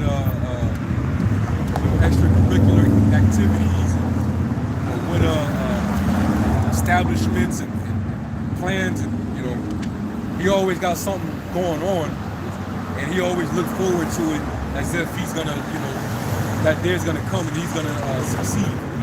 It's gonna be accomplished. And then, once something get in the way of his so-called accomplishment or whatever it is he's trying to establish, this motherfucker feels like, his life is pretty much ruined. It's over with. That's why the scriptures tell us not to think about, don't boast about tomorrow, man. Yeah. We say, Lord, will we gonna do something? God. Esau doesn't live like that because he really don't believe the Most High. And all things are controlled by the Most High. Life is as a shadow. It's like a vapor. Right? Yeah, I was gonna have you go back to that. I was gonna have you go Second back. Ezra 14 at 14. Let go from thee mortal thoughts. Somebody get Psalms 55 and 22. Cast away the burdens of man. Put off now the weak nature. It said to cast off the burdens of man, right? Go ahead. Put off now the weak nature, and set aside the thoughts that are most heavy unto thee, and haste thee to flee from these times. Hey, don't, instead of, because you, and this was Ezra's. Ezra's, he was being told by the angel about the end. And he was just like, well, shit, he had so much questions, it was almost like he was worried. Where do I stand in all this? Israel's about to get jacked up, like that. He was trying to, pray for Israel. So the angel was like, hey, man, stop being weak. Put off that weak nature, man. That's not going to get you through the time that's coming. You're going to bug yourself out and destroy yourself. How you expect to get through these times, man? Where's your faith at? That weak nature is, having all these, having anxiety attacks and shit. You're too worried all the damn time. But what if? But what about? But what if? Yeah, it's like hypotheticals. Yeah. What if this? What if that? It's down. It's basically down. Hey, that's why the spirit is put up that war spirit. That's why you gotta, I mean, if you're an Israelite and you know what you're supposed to do, in the time of a famine, you think the Lord's gonna not reward his servants? He's not gonna feed his servants after he had his servants out there for years to just starve you out? Seriously? Right. Don't do the Most High like that, man. Gotta put the Most High in the box. Yeah. So I say, it's not righteous. Get your works. Come on. You gotta have trust, man. That's why I had the somebody got it. Psalm 55. What verse you want? 22. This is Psalms chapter 55, verse 22. Cast thy burden upon the Lord, and he shall sustain thee. He will sustain thee. Meaning what? He will provide for you, man. You know, you just put it in the Lord's hands and trust him. And he will what? He will sustain you. Meaning what? He will, whatever situation you're placed in, he's going to make sure that you endure it. Is that 1 Corinthians 10 and 13?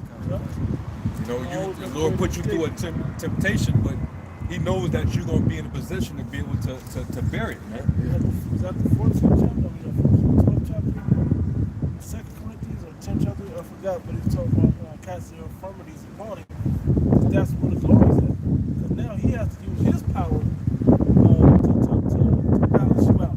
Yeah. With your infirmities. And He glories in that. the Lord want every excuse to show his power. Yeah, for us to acknowledge we need him, so he can step So in he and can make step a in difference. and be who he is. Yeah, he is. You know? That's why he always, you know, the Lord always act the most when we cry to him. We cry to him, that's when the Lord was like, all right, I'm here. You know? You think that all these camps popping up in the name of Yahweh while we're closer to the day of the Lord, they'll go hand in hand. You know, till Yahweh coming back, they'll go hand in hand. You think he ain't listening? You think the chariot sites we're seeing ain't directly related to the amount of sign and crying that's going out to Yahweh? You know? That's a sign showing us that his presence is here, that he's listening. You know? Those are signs showing that he's listening. I hear y'all on the earth. Matter of fact, another sign is his spirit going around. You know, brothers increasing in his spirit. That's huge. As a matter of fact, dealing with that verse, the word for sustain in the Hebrew is kawal, and it basically says to keep in hints, to measure, figuratively to maintain, abide, bear. 1 Corinthians 10 and 13. Maybe that's going to have to come out, right? 1 Corinthians chapter 10, verse 13 says,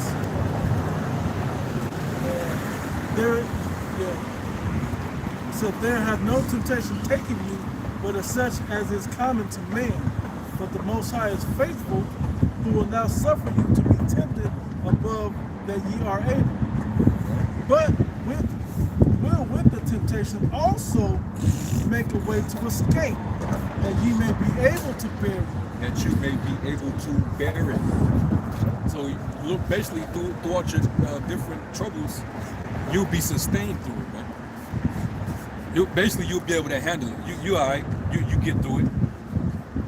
You know, hey, like a father would to his son, showing tough love to him. Hey, you all right. Yeah. You know. Or you fell and scraped your ankle. Get up, dust All yourself right, off. get up. Yeah. You know. Here, I'll put some peroxide on it. You good, man. Stop crying. Quit crying. Or I'll give you something to cry about. That ain't right. That ain't teaching. That ain't nothing to cry about. Hey, you all right? You made it through that bike crash or whatever the hell, fall off the skateboard or whatever their cause is. You know, little shit. And then after the situation, you know, you heal. You built up. You get built up from that. You know how that felt. You know. You learn from the experience. Okay. You learn of what to do and what not to do in these type of situations. It's really you gaining a spiritual experience, man. Like Vince's. Yeah. Yeah. Yeah. So that's part of the Lord, you know, sustaining you through your burdens, man. I got one right quick. two actually. The first one. There's was, more than definitions too. Come. That's a lot. No, go ahead. It says to be angry, abide, bear, comprehend, contain, feed, forbearing, guide, a nourisher, be present, make provision, receive, sustain, provide sustenance, victuals. Yeah. So hey, if you're going through a situation where you know you ain't got much, you ain't got you don't have a lot of food or whatever, somehow, some way, still eating, man. Lord, make a way for you to still be eating, man. Y'all remember the movie The Road? Yeah. Seen that one, The Road? When him and his son walking around talking about food is always a great word down in capitalism, right? They showed him in a diner, looked like an old beat up gas station that had food or whatever. He was going through bugs. He wasn't eating every bug. He was sifting through them, but he was finding those ones with the legs, the lawful ones. He was eating those. Something like that can sustain you. 2 hours. You know? Or prayer, man shall not live by bread alone, right? But by every word that proceeds out the mouth of the Most High. Hey, that can sustain you. Yeah. As long as you believe. 2 Corinthians chapter 5, verse 7. For we walk by faith, not by sight. Huh? That's right. Get straight to the point. Quoting Habakkuk with that one. You know? Yeah, man. Straight up, man. So the Lord, we always get these examples out of the scriptures. You know how these different men, they were put in straight situations, but the Lord still preserved them. You know. Here we go. But what happened? These men had faith. They believed on their power, man. They didn't take the Most High, cheap, man. You know. You gotta That has free. Second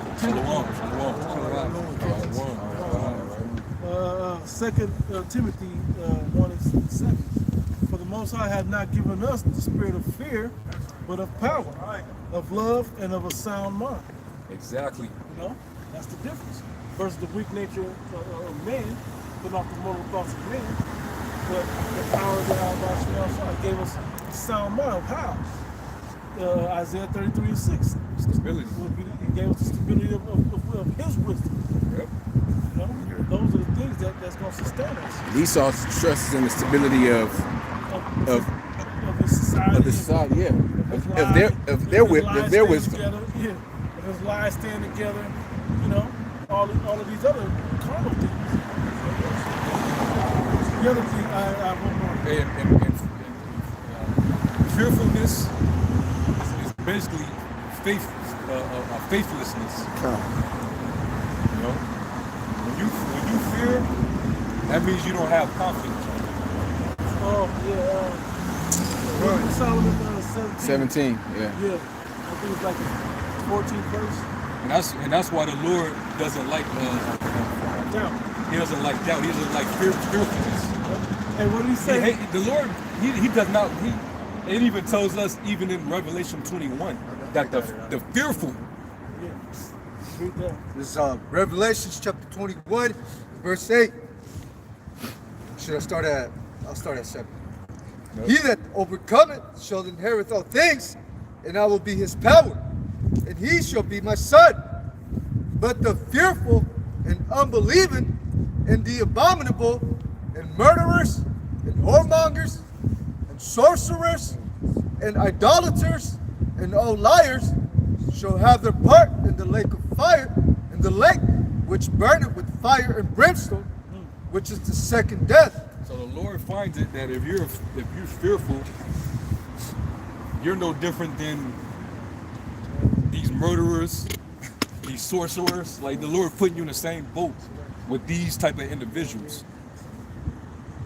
Because when you're fearful, that means that you do not have any faith. Really, you don't believe. All right, you don't believe that the Most High exists, because you don't trust that he's a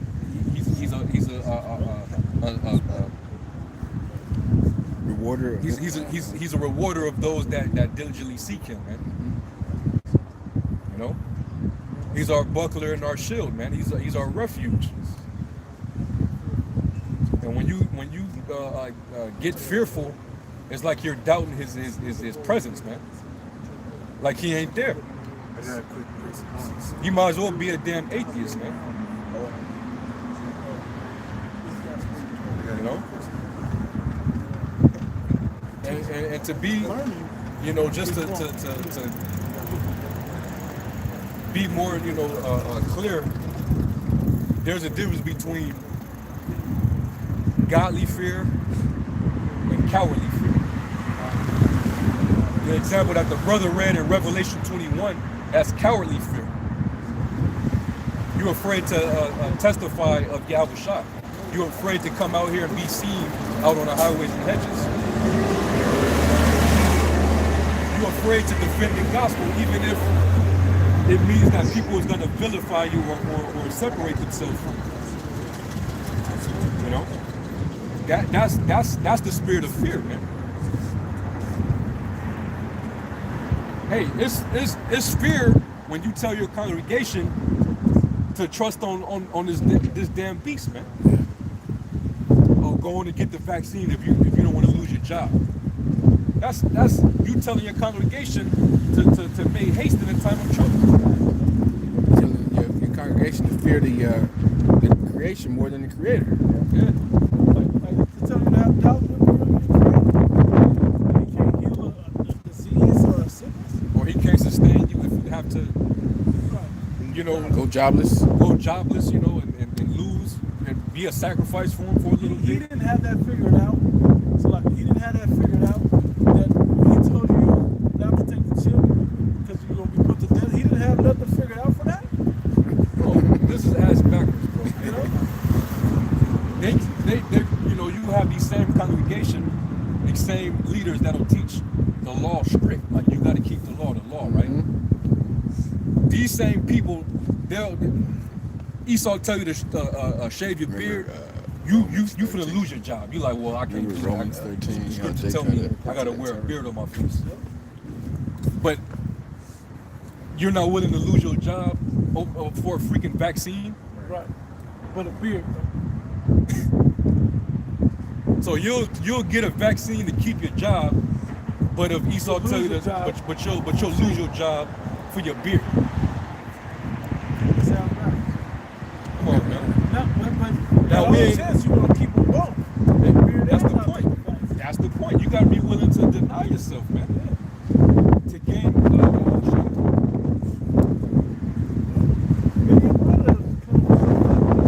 Had a big beard showed up. Like, hey, gotta eat, boy. I gotta watch out. But I'm out here. I'm trying to let it grow. I'll cut it on Monday. By Friday, Saturday, we'll teach. It'll be something here. Monday come again, I gotta do it again. Hey, but in this time, that was different. Now it's like in a different time. Nobody gave it no serious money like that. When you can't you're in a position of making that type of money to keep a job like that. That's what I'm trying to force you to do. But you can't get out of it to keep that job. It's simple as always an hour. It always makes an hour for you to be able to bear it. If you can't, he'll give you another job. I'm saying. You gotta believe that though. Right. Hey, no job is worth losing your salvation. Hey, what good is a man if he loses the game or At the end of the day, you gotta, if your mind, you gotta figure the Most High, the one that gave you that job, so it's nothing for him to give you a fucking better job. But you know, Well, see, yeah, Jake don't have they don't. Jake don't have faith, man. You know, and that's why that's why I mentioned that to be fearful is the same as being faithless. You know? And when you talk about, you know, you call yourself a general, you're a leader, but you're giving faithless advice. You're telling your congregation to have no faith. You'd be a Go fool. ahead and just comply, just give in and take the vaccine. that sounds like that. Hey, but they call themselves no cowards. You know cowards, but you're telling your congregation to make a cowardly move. I got a couple. This devil not finna get anywhere near me with no damn hypothermal. You ain't finna put nothing in me. Right. You ain't finna put shit in me, man.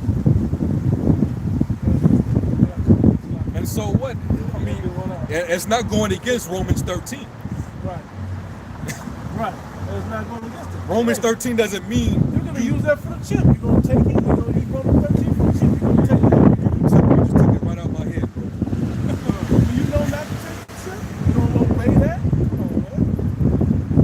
And some of this, and as a leader in Israel, you're supposed to understand the mind of how to instruct people, how to make the right judgment call on something. Okay? Giving yourself a virus or a disease is stupid. If it was an antidote to something you caught, that might be different. But to give yourself the actual vaccine, your body will fight it off. You might as well just hope you don't get it or pray you don't get it. And if you do, then let your body fight it off. Let me read these couple of precepts. But this is 2 Timothy 2, and I'm gonna start at verse 2. It says, "And all things that thou hast heard of me among many witnesses, the same commit thou to faithful men who should be able to teach others also with their works of faith, what they've seen in acts of faith, as well as what they experiences in acts of faith." Okay, you should be able to pass that down.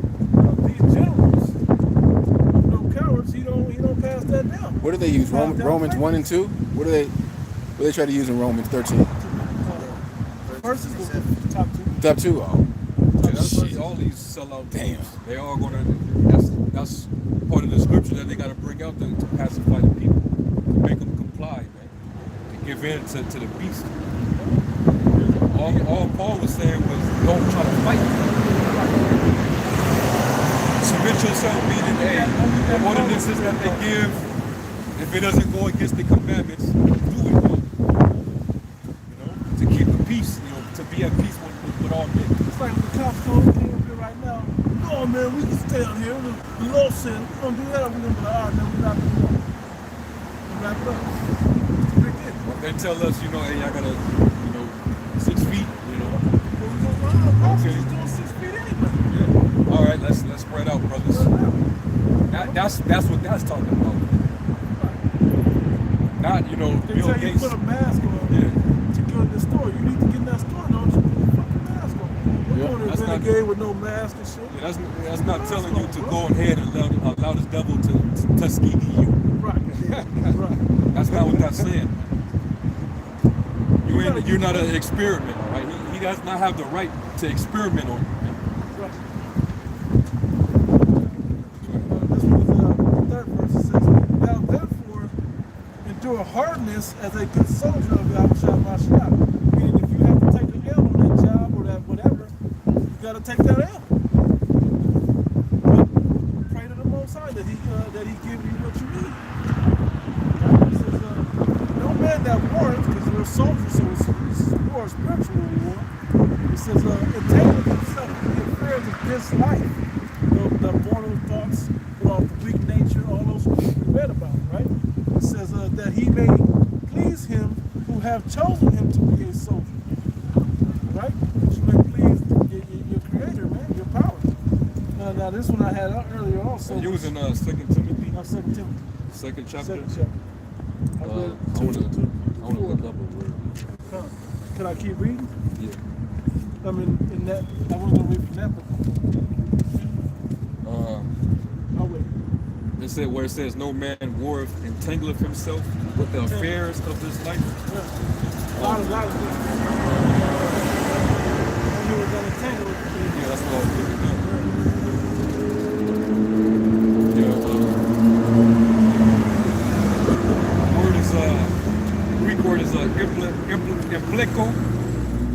It says to entwine, involve with, entangle, to enweave. Basically, you're involving yourself with the affairs of this life. And I would say something real right quick. For myself, in the job that I had before all this shit went on, I was in the job. I was connected to it and all of that. But when it came to my spirituality, the choice between it, it's not. Hey, I could disconnect in 30 seconds and be done. You know, with everything that comes along with it. That's why brothers bring that heat scenario up. You got it? The word for affair, the Greek word is pragmatia,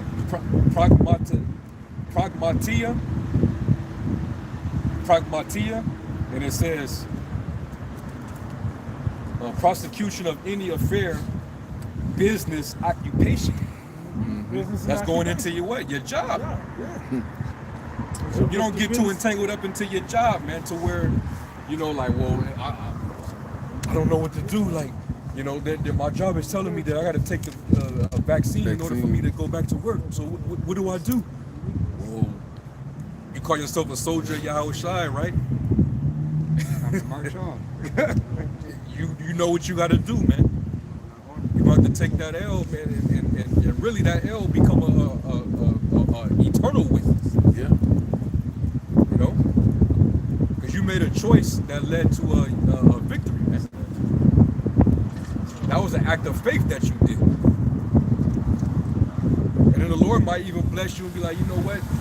The Lord, I'm gonna give you a better job, just because you have faith and you did the right thing. Yeah. You know.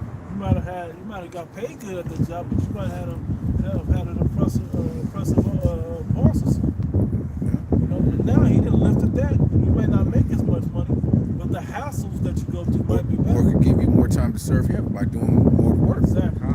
That's Exactly. right. That was just my. Exactly. Because the Lord wants you to spend most of your time serving Him. You know, the affairs of this life, that's of the world. It tells us, you know, not to love the world, neither the things that are in the world. The things that are in the world is the lust of the flesh, the lust of the eyes, and the pride of life. A lot of people that occupate, they get tied up in their occupation because that's what makes them. That's something that people can just say, oh, this is my accomplishment. You know, they tend to boast in it. You know, I got a business and it's long running and it's successful. I make 7 figures every year and I drive this car, I do this and I do that. And look at these people now though.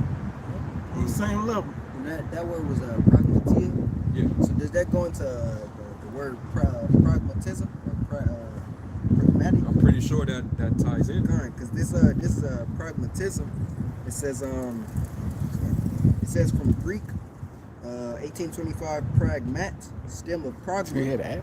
It says probably a busy or adherent of a pragmatic philosophy. But then when you go to pragmatic, it says meddlesome. Yeah, you're tied into something that you shouldn't be Or doing. impotently busy. Yeah, it's no real. You got no real reason to be dealing with putting all your energy toward that. Yeah, it says circumstances, affairs, often in a bad sense. Yeah. Yeah. Affairs of this life. It's a bad sense. Concerned with practical matters.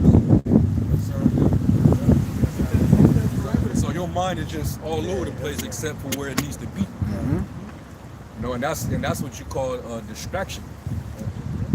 You know, that's distraction, man. Get a quick precept like this. So it's Ecclesiasticus chapter 3 and verse 17. My son, go on with thy business in meekness. What business is that talking about? Business of the Lord. Do that in humility, man. You know, like if you love something, you're gonna put your desire toward that. Okay, all your free time, everything you got, you're gonna try to put your full energy into that as much as you can.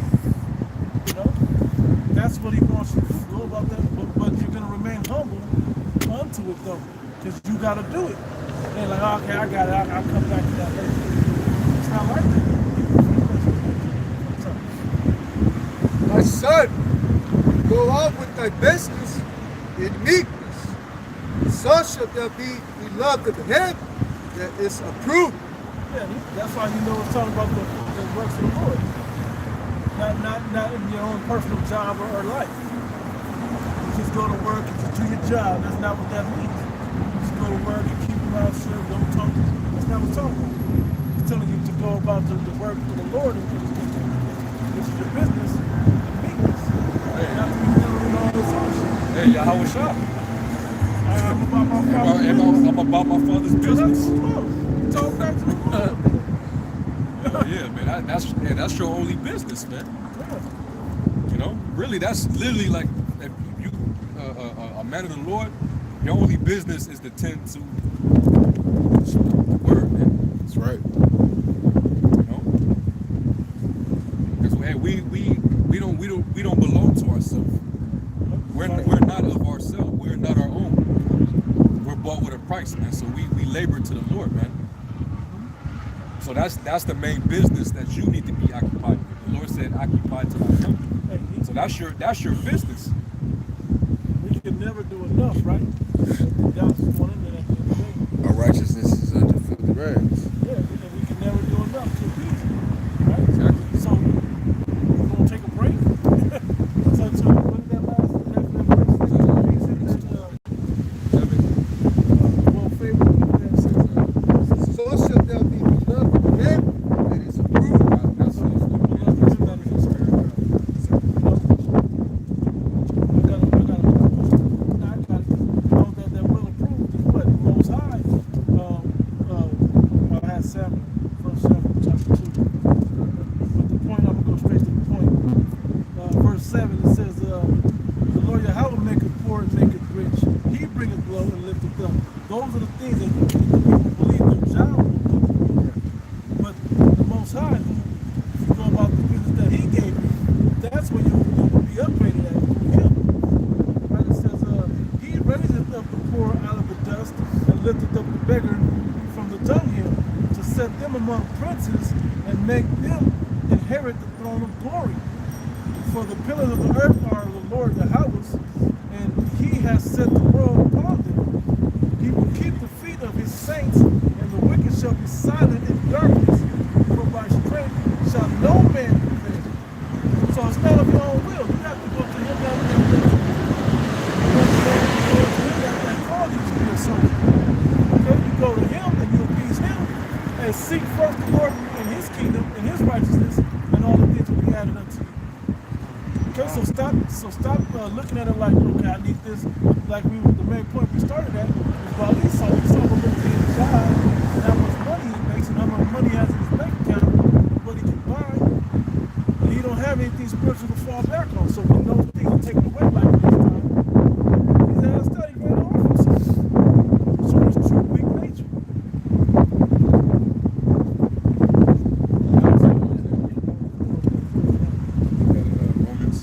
Romans 12 and 11, it says, not slothful in business, fervent in spirit, serving the Lord, rejoicing in hope, patient in tribulation, and continuing instant in prayer. That's talking about diligence. If like it says in I believe it was in Matthew 6, for where your heart is, there will your treasure is also. So whatever you serve the most with your mind, that's where your trade is going to be. All right, and the Lord is saying, hey, be diligent, man. If you're going to be busy, be busy and being diligent serving the Lord, man. That's right. That's your business. Okay? Whatever gift the Lord gave you, whatever office you may have, that's part of the business, man. The Lord created a business, and He's not here to watch over your business, but He does have stewards to watch over. He has managers, and then He has workers. When you come into a business, your employer is going to demand for you to give your greatest performance, ever. He's expecting you to give your greatest performance so He can actually, give you what you basically pay you what you've done. What's that saying? You get what you pay for. Yeah.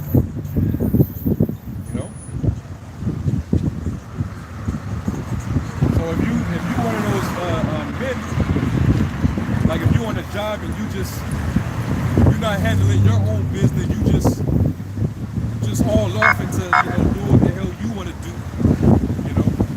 and the boss be like, yo, what's good? Why you not over here where you supposed to be working at? It's lacking right here. What the hell are you doing? Well, I was just over here doing this, and then I was supposed to be moving. I'm at the water cooler chit-chat. Yeah, I'm just talking, and he sees you talking to everybody. You ain't trying to work. So what do you think that employer is gonna do? He gonna fire your ass, man. Wasting my money and my time. You wasting my time. I'm not gonna pay you to do nothing. But the one that's being diligent, he's working his ass off. He's getting promoted.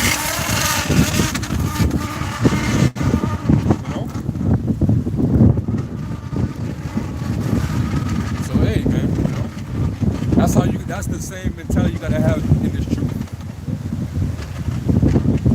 And we're supposed to be soldiers. So we're supposed to be able to endure whatever it is that we're going through, man. Don't let that stop your pace. You might slow down a little bit, but don't allow it to stop you, man. You still got to carry on with your task, man. The job ain't over yet. He said he tired, bro. I said, why is that pick swinging? They never swing about how fast it was swinging. Right. But that it stops me. And when you look at when they was pit swinging, they was doing it hella slow. They were just, you see a gold mouth over there. He just, and you got Red Claw's ass. Slow. I didn't come all the way to dig no ditch. I didn't go to night school. Yeah, I didn't go to night school to be out here digging no ditch. Motherfucker taking this shit off and shit. Like, nigga, Hey, why is that nigga pick swinging? Hey, I done it. Like, oh shit. Motherfucker, hey, nigga, pick swinging. My pickings. Hi, boss. I'm tired. He said he tired, boss. he tired. Still that lazy tired? jigaboo. He tired. And there's a video flag. Maybe an actual assessment. Meteorological, Hear that, boy? You hear that, you New York City. Right, he up in it. But the point being, ain't nobody too good to do the work of the Lord, right?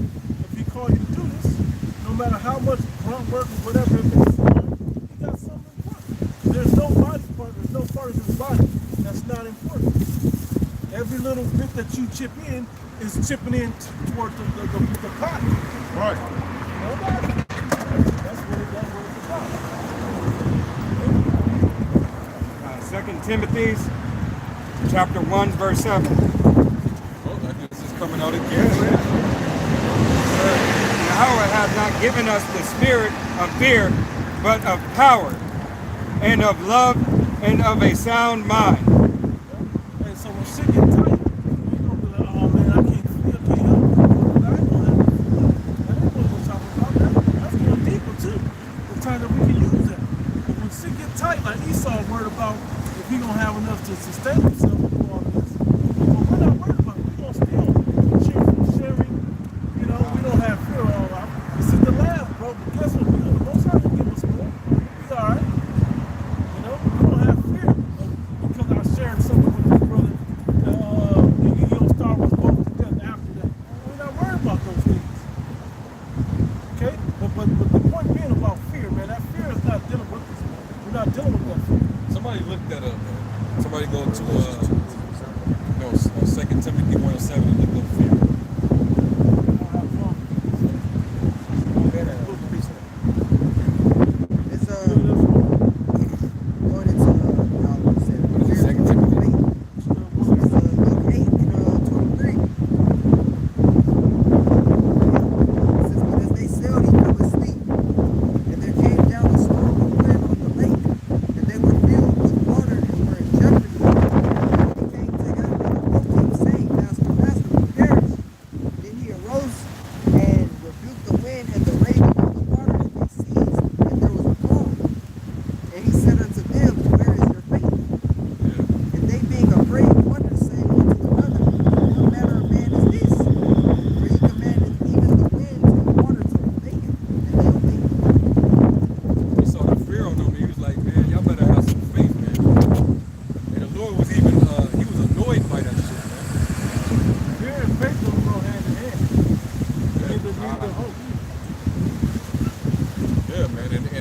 saying there's a difference between having a godly fear and cowardly fear. Man. This word, if I may, this word, which is G1167,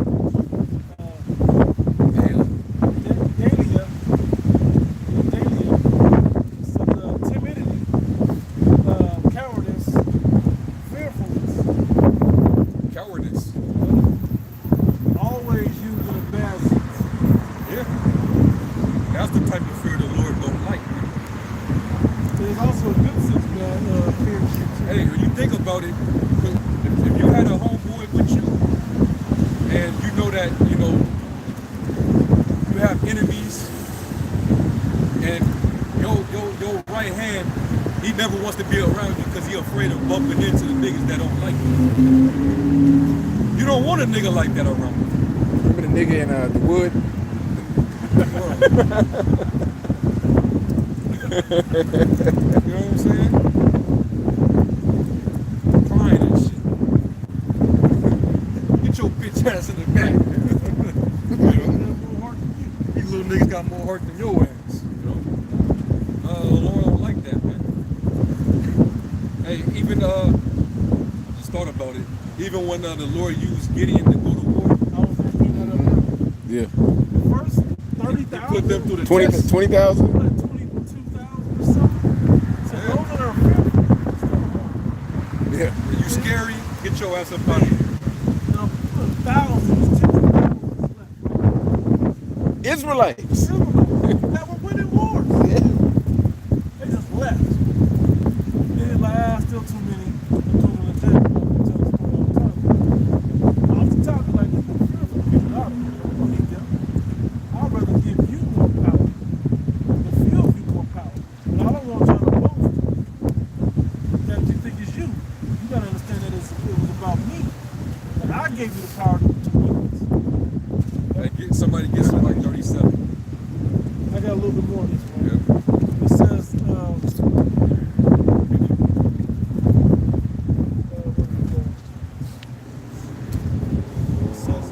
And in the world, man, like, I couldn't be around Jake. You know what I'm saying? Like, we cool, and then we happen to go somewhere and some niggas try us. You want something like, hey, man, hey, bro, you know what I'm saying? Like, I didn't like being around a Jake like that, man. Or you take off running. You know what I'm saying? Like, you ain't even looking for a fight, but you know you gonna stand your ground and defend yourself against some whoever. And this nigga, he like, man, I'm out. Like, I'm finna leave you to get your ass whooped. they don't even That's- tell you that we gonna run that ain't the plan, like, Right. dudes. Right. But I was told the same situation. If you run now, you're gonna be running forever. Now, if somebody pull a gun out, okay, who's in the world? Pull a gun out, okay, run from that. Okay, don't be around these niggas known to be dirty. If they got weapons and you got hands, okay, there's out. If the odds are against you, it's not wise to stick around the bounce. But if it's like a fair woman, man, fuck that, man. I don't care if you big. Take that ass whooping. What's the point that I won't deliver? Because the respect is gonna come out. So not that's a wrong with you, but most times you think the same way. What the fuck you scared for? Same thing David, not King David, said about Goliath. Y'all scared? Yeah. You know, like, most times, what else was he against us? Then he picked the stone up and slew Goliath. He had faith. He didn't have fear, he had faith, man. Hey, and that's another point. The stone obeyed him. Because he hit him dead in his forehead, penetrated his skull. He killed him. Going back to one of the first scriptures we read. Talking about that. Yeah. That was Stones of the that field.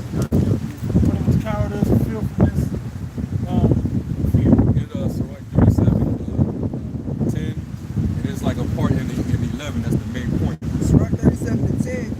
Consult not with one that suspecteth thee, and hide thy counsel from such as envy thee. So basically, don't go and try to get advice from this person.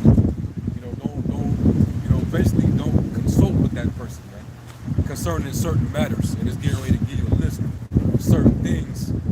You know, you to abstain from taking counsel from when they have these type of traits or qualities.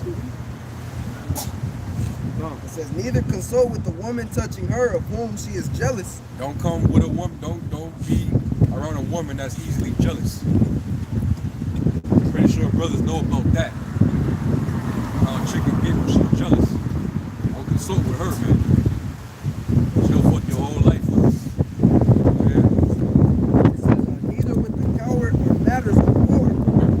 Neither with a coward or matters of war. Neither with a coward and matters of war. And what we do, this is a spiritual.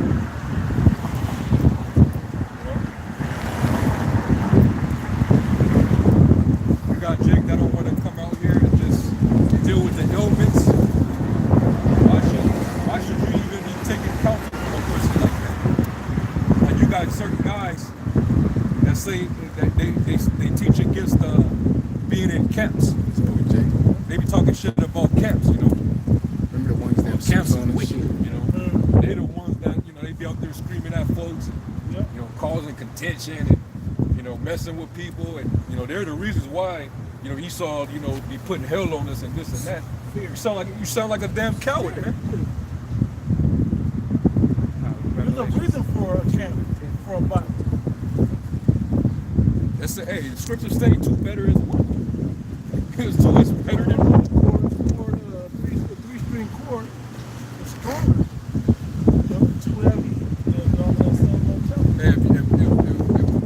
If two people fight 5, 6 people, you might not get fucked up as bad as you would if you was just by yourself. You have somebody there to fight those extra people off. The damage is less. Y'all might both have some little, you know, few lumps and bruises, but y'all all right though. Versus you being by yourself and they like stump the life out of you, man. Let's use it in the spiritual sense instead, right? In camp, we know we need precepts from this, but he may have one that really edifies somebody that another brother has. The one that didn't come to mind in the moment. You know? And there's other jobs that's going on out here why camps are important. For example, if we short at camp, we know that the demons know. Yeah, bro. You're here in Vegas? Yeah. Man, if ever the lights went off, like when the lights would come on the street, anything like camera cut off, anything that was taken away, they knew when the camera was off. They knew when the street light came on, that they can act a fucking fool. They would, I mean, every time the camera, disrespectful. the lights would come on, like maybe 10, 20 minutes before the camera cut off. If that camera cut, all right, grab the camera, like, buckle up. You know about the extra hell. They would come on, and in that 10 minutes, they would show up and fuck with us. They knew. Camera on, they might fuck us a little bit, but all holy hell. They knew that the odds were against us during that time. They got the darkness, the sun and all that, like a whole bunch of shit that they work with, communities on the left hand side they work with, was now in their favor. In Sim City, on the weekend, with the, you know, this nighttime now, Yeah. intoxication level is deeper. It may be People come out it may be a more blind temperature. spot in the camera where when the sun go down, all kind of factors that played into that. You know, and the demons know those things. They're gonna try, but what are you being tested by? Who allows those demons to fuck with you? The same one allowed it to fuck with Job. Okay? But are you fit for the test? That's the question. You get tried and that experiment happened with you, or do you have enough to make it do that? Hold on to somebody too that you was talking about earlier. Anybody was holding something right now that they want to That was it on that, right? Hold on. Start at the top. This is Sirach, chapter 2, verse 1. My son, if thou comest to serve the Lord, prepare thy soul for temptation. Shit is gonna happen to you. But don't forget who was the one that created everything. So he's allowing you to get tempted. Why? So that you can prove that you're going with his spirit. Okay? That's why it says in Wisdom of Solomon, the 15th chapter, about wisdom will try you to see if you know what I mean?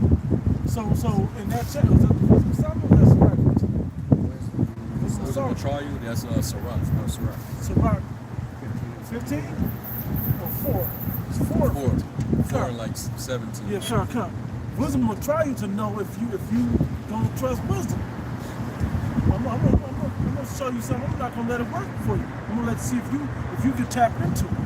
Once you tap into that wisdom and you make it through, now we can trust that you're gonna always call on wisdom. And now it's gonna meet you and make your path easy. But until that, you gotta get tempted. Okay, to prove your faith. Keep reading. Cleave unto him and depart not away, that thou mayest be increased at thy last end. That you, once you go through and you get experience, now you can be increased from learning from that situation. Like it talks about in Romans the 5th chapter. It says we glory in infirmities. We glory in tribulations also. And due to tribulation, because tribulation worketh patience, and patience worketh experience, and experience giveth hope. And hope makes us not ashamed. Because we know that hope of that situation we just went through, we're now built up in it. That's why I said, be increased at the last end, that you gain experience in this. You get spiritual, and physical experience in this thing. Keep reading. Verse 4, whatsoever is brought upon thee, take cheerfully. And that's tough. A lot of people, Esau can't take hardships cheerfully. Jake can. A lot of Jake like, man, fuck it. A lot of Jake, that's the word, fuck it. Then they really let the emotions, the negative emotions of it go. I've done it and seen many a family member and friend do. Fuck it, man. Shit's, hey, what am I gonna do, man? Fight against it? I gotta deal with this. I'll deal with it later. Whatever. Go ahead, bro. Whatsoever is brought upon thee, to take cheerfully and be patient when thou art changed to a low estate. Yeah, meaning you're gonna take a hit. You're gonna take hits in this truth. That is also a sign that the Heavenly Father tells you. Okay, when you take these hits, okay, if you try to get out of them, you're not learning from them, you're being built up with them, what good is it unto you? Okay? Some people, man, my boss always fucking with me, man. And your boss may always be fucking with you, but you gotta look at why. Maybe you hold the job in too high regard in your life, in your priorities. Yep. Who knows what the case is, but the Lord knows. You gotta fight it. Keep reading. For gold is tried in the fire, and acceptable men in the furnace of adversity. Yep, you gotta go through shit to be built up. Go ahead. Believe in him, and he will help thee. Like, who makes the Hall of Fame? Those that have been through the Super Bowls, finals, and, those that have been tested, man. That have been through the test, and they perform, the right way. That's the same thing. Ye that fear the Lord, wait for his mercy, and go not aside, lest ye fall. Yeah, be patient and wait for the mercy. Go ahead. Ye that fear the Lord, believe him, and your reward shall not fail. Go on. Ye that fear the Lord, hope for good, and for everlasting joy and mercy. Go on. Look at the generation of old, and see, did not ever any trust in the Lord, and was not confounded, or did not any abide in his fear, and was forsaken, or whom did he ever despise that called upon him? Yeah, and like when you go to that Malachi 1 spirit, from Malachi the 1st chapter, say, where has the Lord loved us? It's just fucked up. Where did the Lord love us? Hey, he said he loved us and hated us, so we get built up a little bit different and better. He's right. I see it. I see it. You see that? Yeah, yeah. By the light poles. Yeah. Right? Is that a chariot? Where? Oh, You see that, right? yeah. I see it. I see it. I don't know if it's a chariot or not, but that's Come on, man. See the 300? I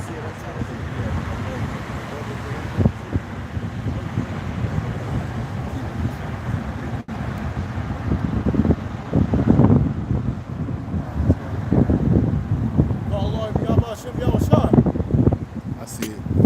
I don't know. not saying because planes don't move like that. They keep flickering. and it's I'm with that sincerity. I think that is what that is. Keep reading, huh?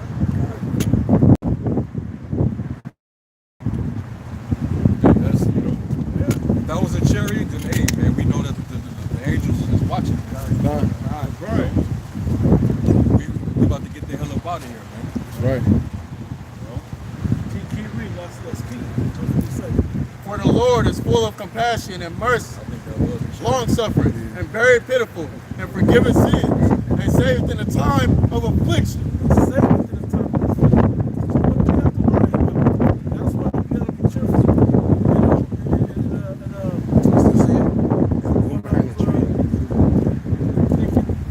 Be cheerful and rejoice in the sufferings of the Lord. Right. Yeah. It's like round. Yeah. That was a chariot. Woe to be fearful hearts and faint hands, and the sinner that go 2 ways.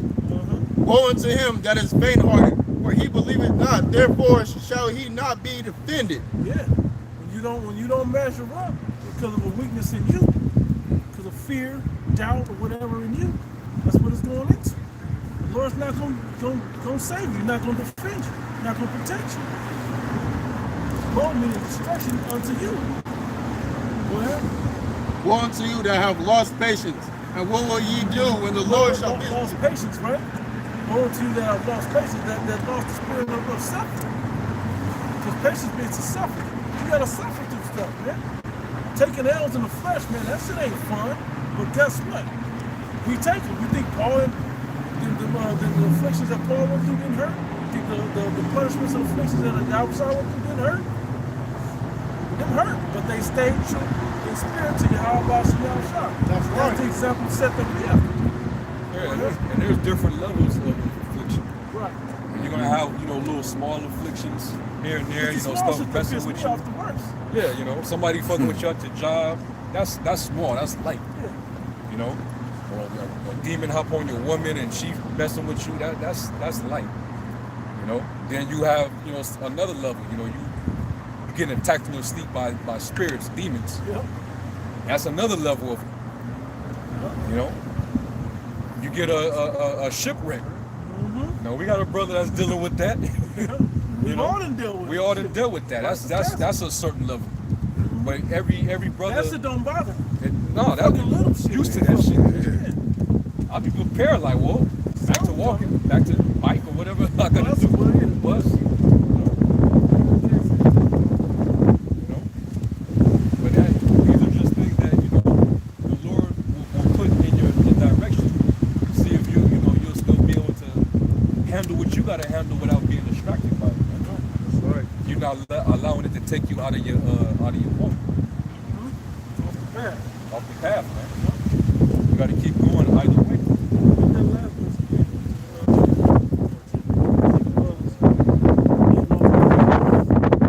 Woe unto you that have lost patience, and what will ye do when the Lord shall visit you?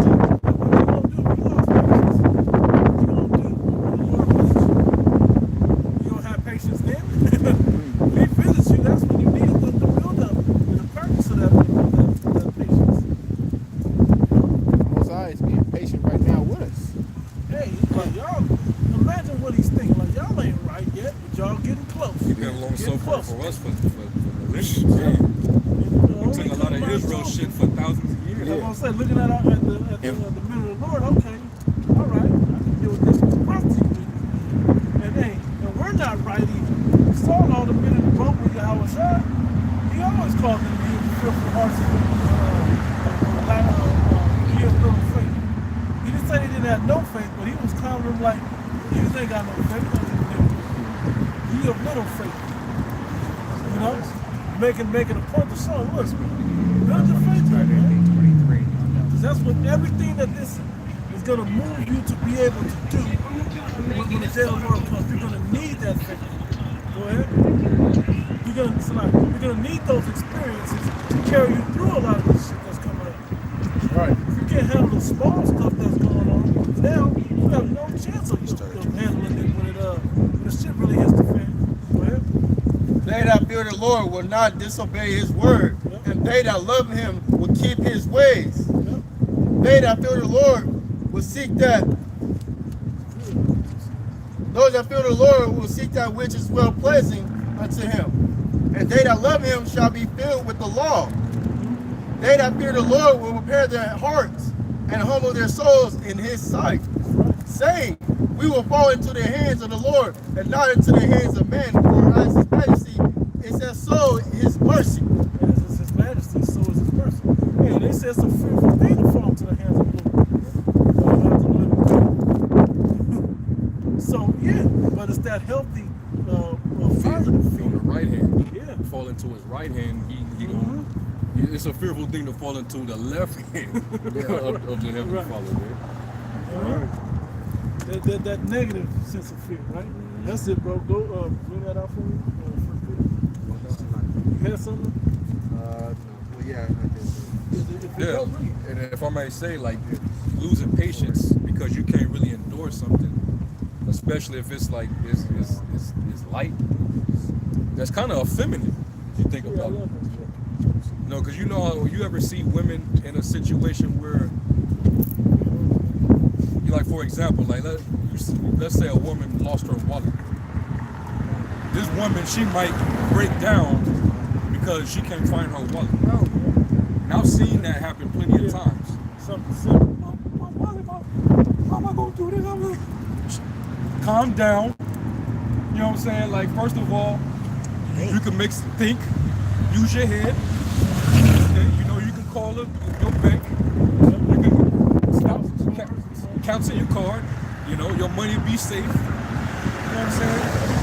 Just be wilding the hell out, man. So when you act out in a manner like that, instead of actually being level-headed and dealing with a situation, that's very offending. And that's why, that's why is very important. What does it mean to be effeminate? Minus faith, God. 8 out of 10 times it's in the purse or in the car. She ended up finding that shit. I can see my own mom break the hell down because she done lost some shit. She found it later. I have to hit the reset in this man's kingdom. I gotta go back to Social Security and get another one. They mail the shit to you now. I gotta go online. Go down to the DMV, and then I'm driving around without a license, and I don't have my money in my purse. I ain't lost nothing yet.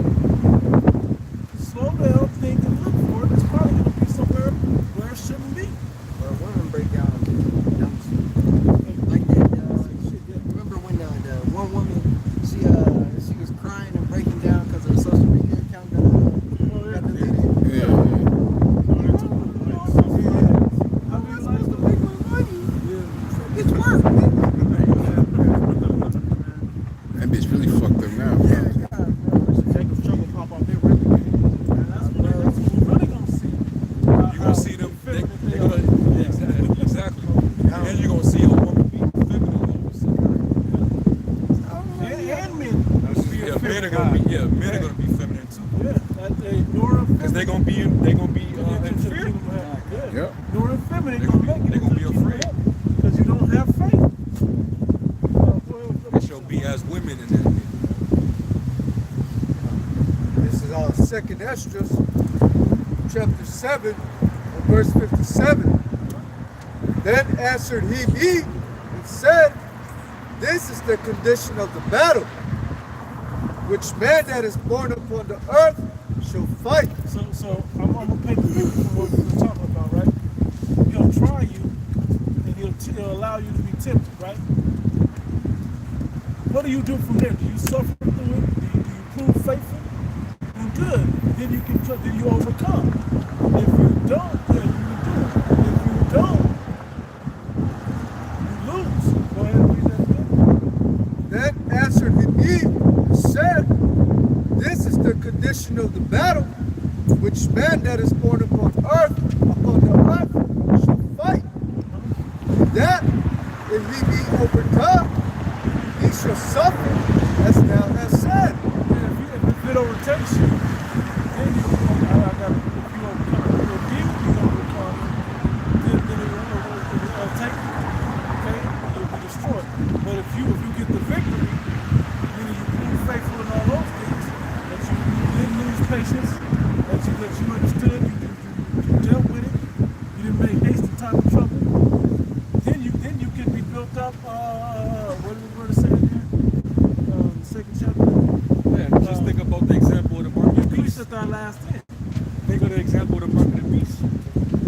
that's gonna be the hour of temptation that's gonna try the whole world. That means that we all gonna be tested at that moment when Esau finally makes that chip mandatory. You got to implement these same principles that we're reading. If you fearful, if you a coward, you're gonna give in easily. You're gonna make haste in that very decision, man. What the Joker said, I know the cowards in He's right. cut the TV off. You know, Jay gonna look at that, you know, damn. It's gonna be like a bubble that's gonna just pop up in his head. Man, I can't eat my top ramen no more. You know, I can't have my hot Cheetos. I can't do this. I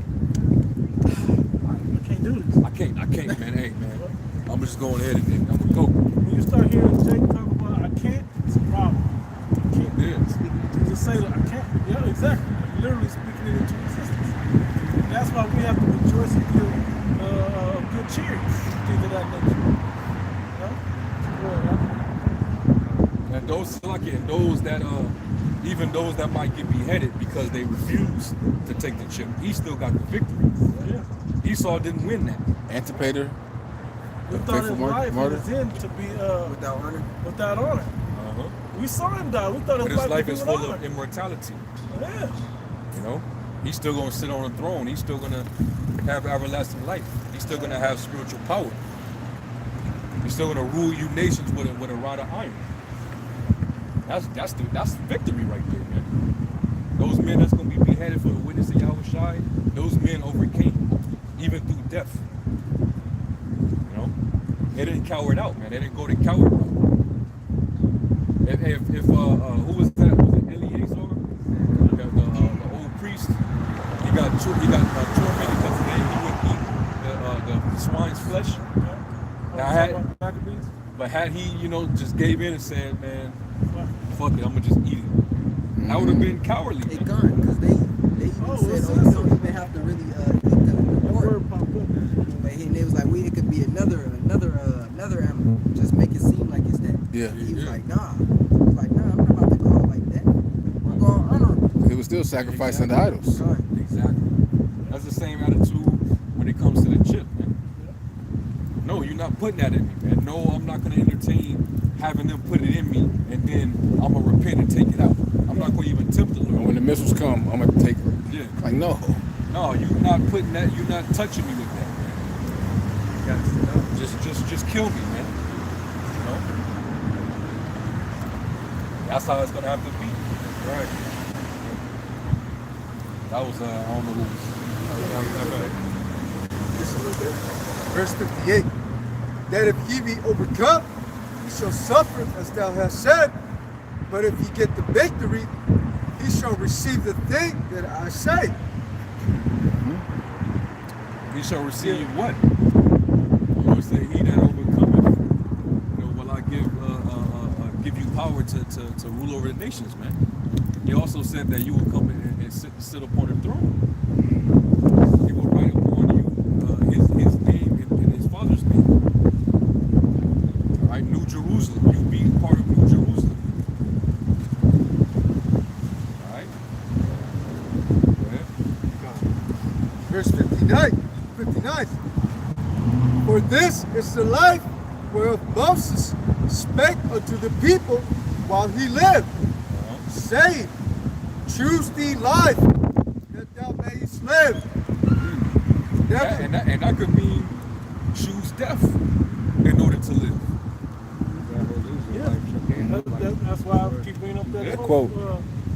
From carriers. Sometimes choosing to live is finding the worst way to die. Exactly. Choosing the worst way to die. Now, do we want to be among the lot of those that die? No. I don't want to die. I want to live, but I don't want to. I'd rather die than to live defeated, subdued, overcome, so to speak, man. That's where you about to just take my life, man. No, you're not putting that syringe in my head. And what did they say? That saying, coward dies 1,000 deaths, soldier dies for once.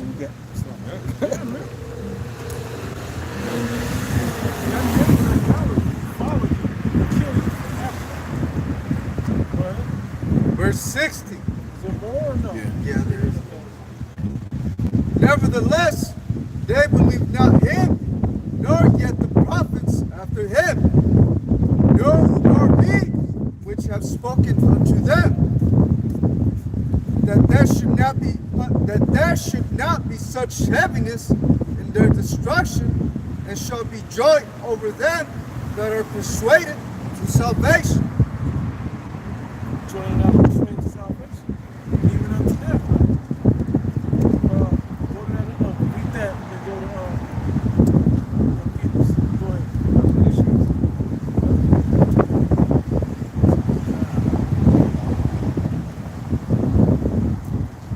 This is the book of Revelations, chapter 2, verse 10.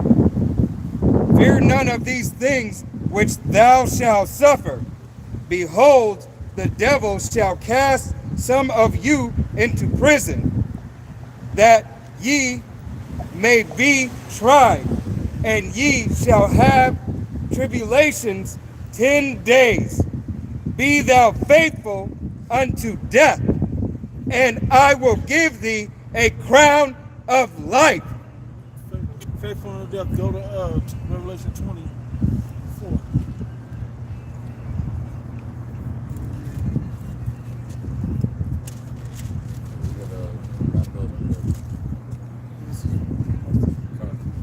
Revelations 20 and 4.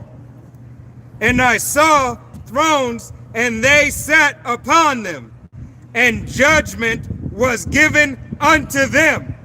And I saw the souls of them that were beheaded for... Beheaded, they died. Well, that's a loss, right? No. No, that's not a loss. That's still getting the victory. Okay? But it's a certain way. A lot of 2/3 is going to get their head chopped off. That's not a victory. Those that die standing stiffly for Yahweh Shai, in the name of Yahweh Shai, that's the victory. Go ahead. Yeah, because it's a difference between going out honorably and dishonorably. Yeah. You getting your head chopped off because you don't want the beast to put his mark in you out of loyalty to the Heavenly Father. That's honor. That's an honorable death. But you getting your head lopped off because, the cartels got your ass because you owe them some money or some shit. Or you're non-compliant or whatever. Yeah. To whatever. But not until Yahweh Shai. Yeah. And that's different. That's totally different. That's dishonorable discharge. Yeah. Put that respect on his name. Continuing on. And I saw the souls of them that were beheaded for the witness of Yahweh Shai and of the word of Yahweh, and which had not worshipped the beast, neither his image, neither had received his mark upon their foreheads. Yeah, they didn't bow out. Matter of fact, Salaki, go to the 3rd chapter. Is it the 10th verse or the 12th verse? Keep reading our Always temptation. Yeah. Yeah, that's temptation. Drop that. Yeah, that was it.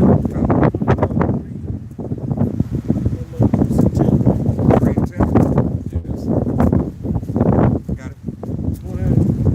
You might read to 12. Revelations 3, verse 10. Because thou hast kept the word of my patience, I also will keep thee from the hour of temptation, which shall come upon all the world, to try them that dwell upon the earth. Behold, I come quickly. Hold that fast which thou hast. What is that he telling you to hold on to? Your faith and the testimony. That's right. Go ahead. That no man take thy crown. Him that overcometh will I make. Not that is overcome, but gets the victory and overcometh all the trials and tribulations, afflictions, all of those temptation, all of those things. Go ahead. I'll start again. Him that overcometh will I make a pillar in the temple of my power, and he shall go no more out. And I will write upon him the name of my power, and the name of the city of my power, which is now, which is New Jerusalem, which cometh down out of heavens from my power. So we got the victory coming down, and know that they're going to rise first and come They're down. gonna be as amongst. New They're Jerusalem. gonna be amongst the New Jerusalem coming down. Exactly. From heaven. With the same honorable,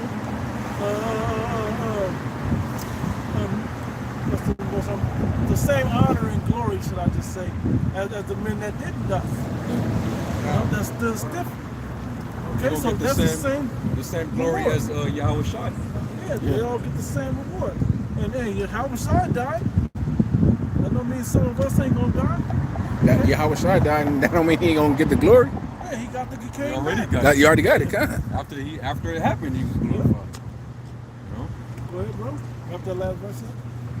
And I will write upon him my name.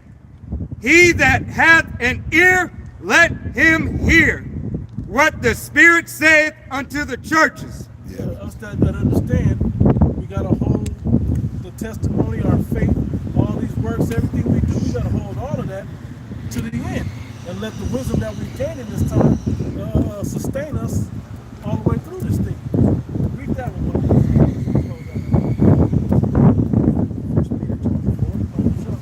Top. 12. This is 1 Peter chapter 4, verse 12. Beloved, think it not strange concerning the fiery trial, which is to try you, as Hey, though whether that's you tempted with your head being chopped off or whatever the case, losing a job, any of this stuff, or what, I gotta take a vaccine or I get fired, any of that, any of this stuff, you have to be able to have the integrity to stick with your God and not with man. Go ahead. Like Apostle Tahar said, some of us might have to go homeless when they implement the chip, man. Right. You know, you might have to sleep in tents or Car. somebody give you a little something, or pay for, you get it. Maybe the Lord will put the Spirit on their healing to get you a hotel, or whatever. Who knows, man? But you might have to go through stuff like that. You might just have to stay with a family member that got the chip. We don't know. Yeah, fuck that. You gotta stay with the kid, dog. No wisdom. Yeah, but the Lord is Spirit what he needs to get you through. We ain't gonna stay too long with it, bro. Yeah. I ain't trying to get a missile standing next to that. Right. A little tent shoes, you know. Yeah, beloved, thinking not strange concerning the fiery trial, which is to try you, as though some strange thing happened unto you. But rejoice, inasmuch as You you basically said it was commonplace that something don't come to you. It comes to the Lord. That's why we said prepare yourself for temptation also. You know? But rejoice, inasmuch as ye are partakers of Hamashiach's sufferings. Hey, but rejoice. Here's that positive energy and vibration that we've been talking about too, and the suffering that's coming. Okay? Be positive, because as you are also partakers of Yahweh Shai's sufferings. If our servant's not greater than his master. Alright? If he go through it, we have to go through it. If he get hit with it, we have to get hit with it. Okay? Arming yourself with that same mind. Alright? That when his glory shall be revealed, ye may be glad also with exceeding joy. If ye be reproached for the name of the Mashiach, happy are ye, for the spirit of glory and of power rested upon you. On their part, he is evil spoken of, but on your part, he is glorified. That's the point, I believe. The more, That was it. that's the point. Hey, and so if we're glorifying him, see, that means you get the victory. He's not gonna let you be overtaken and overcome. He's gonna make you overcome. all the temptations and trials that come, even death. And what did we have earlier? I read the final enemy is death. Okay, but we won't be tested. We gonna be even if you die, you don't die like men die. Okay, when Stephen died, it didn't be drawn out of these suffering, crazy pain. He gave up to go serve when they start coming at him. And they said it's as if he went to sleep. He just went in peace. You know, and it's I He think was it's comforted by he woke up. yeah. Yeah, he was comforted by the Lord opening up the heavens. Yeah. And he got to see the vision of the Lord, you know, sitting on the right hand of the Lord, man. He saw the Most High and Yahweh Shai. Yeah. Then he got to go meet. How much more comfort do you need? Man, and he was good. And he's back today. Okay?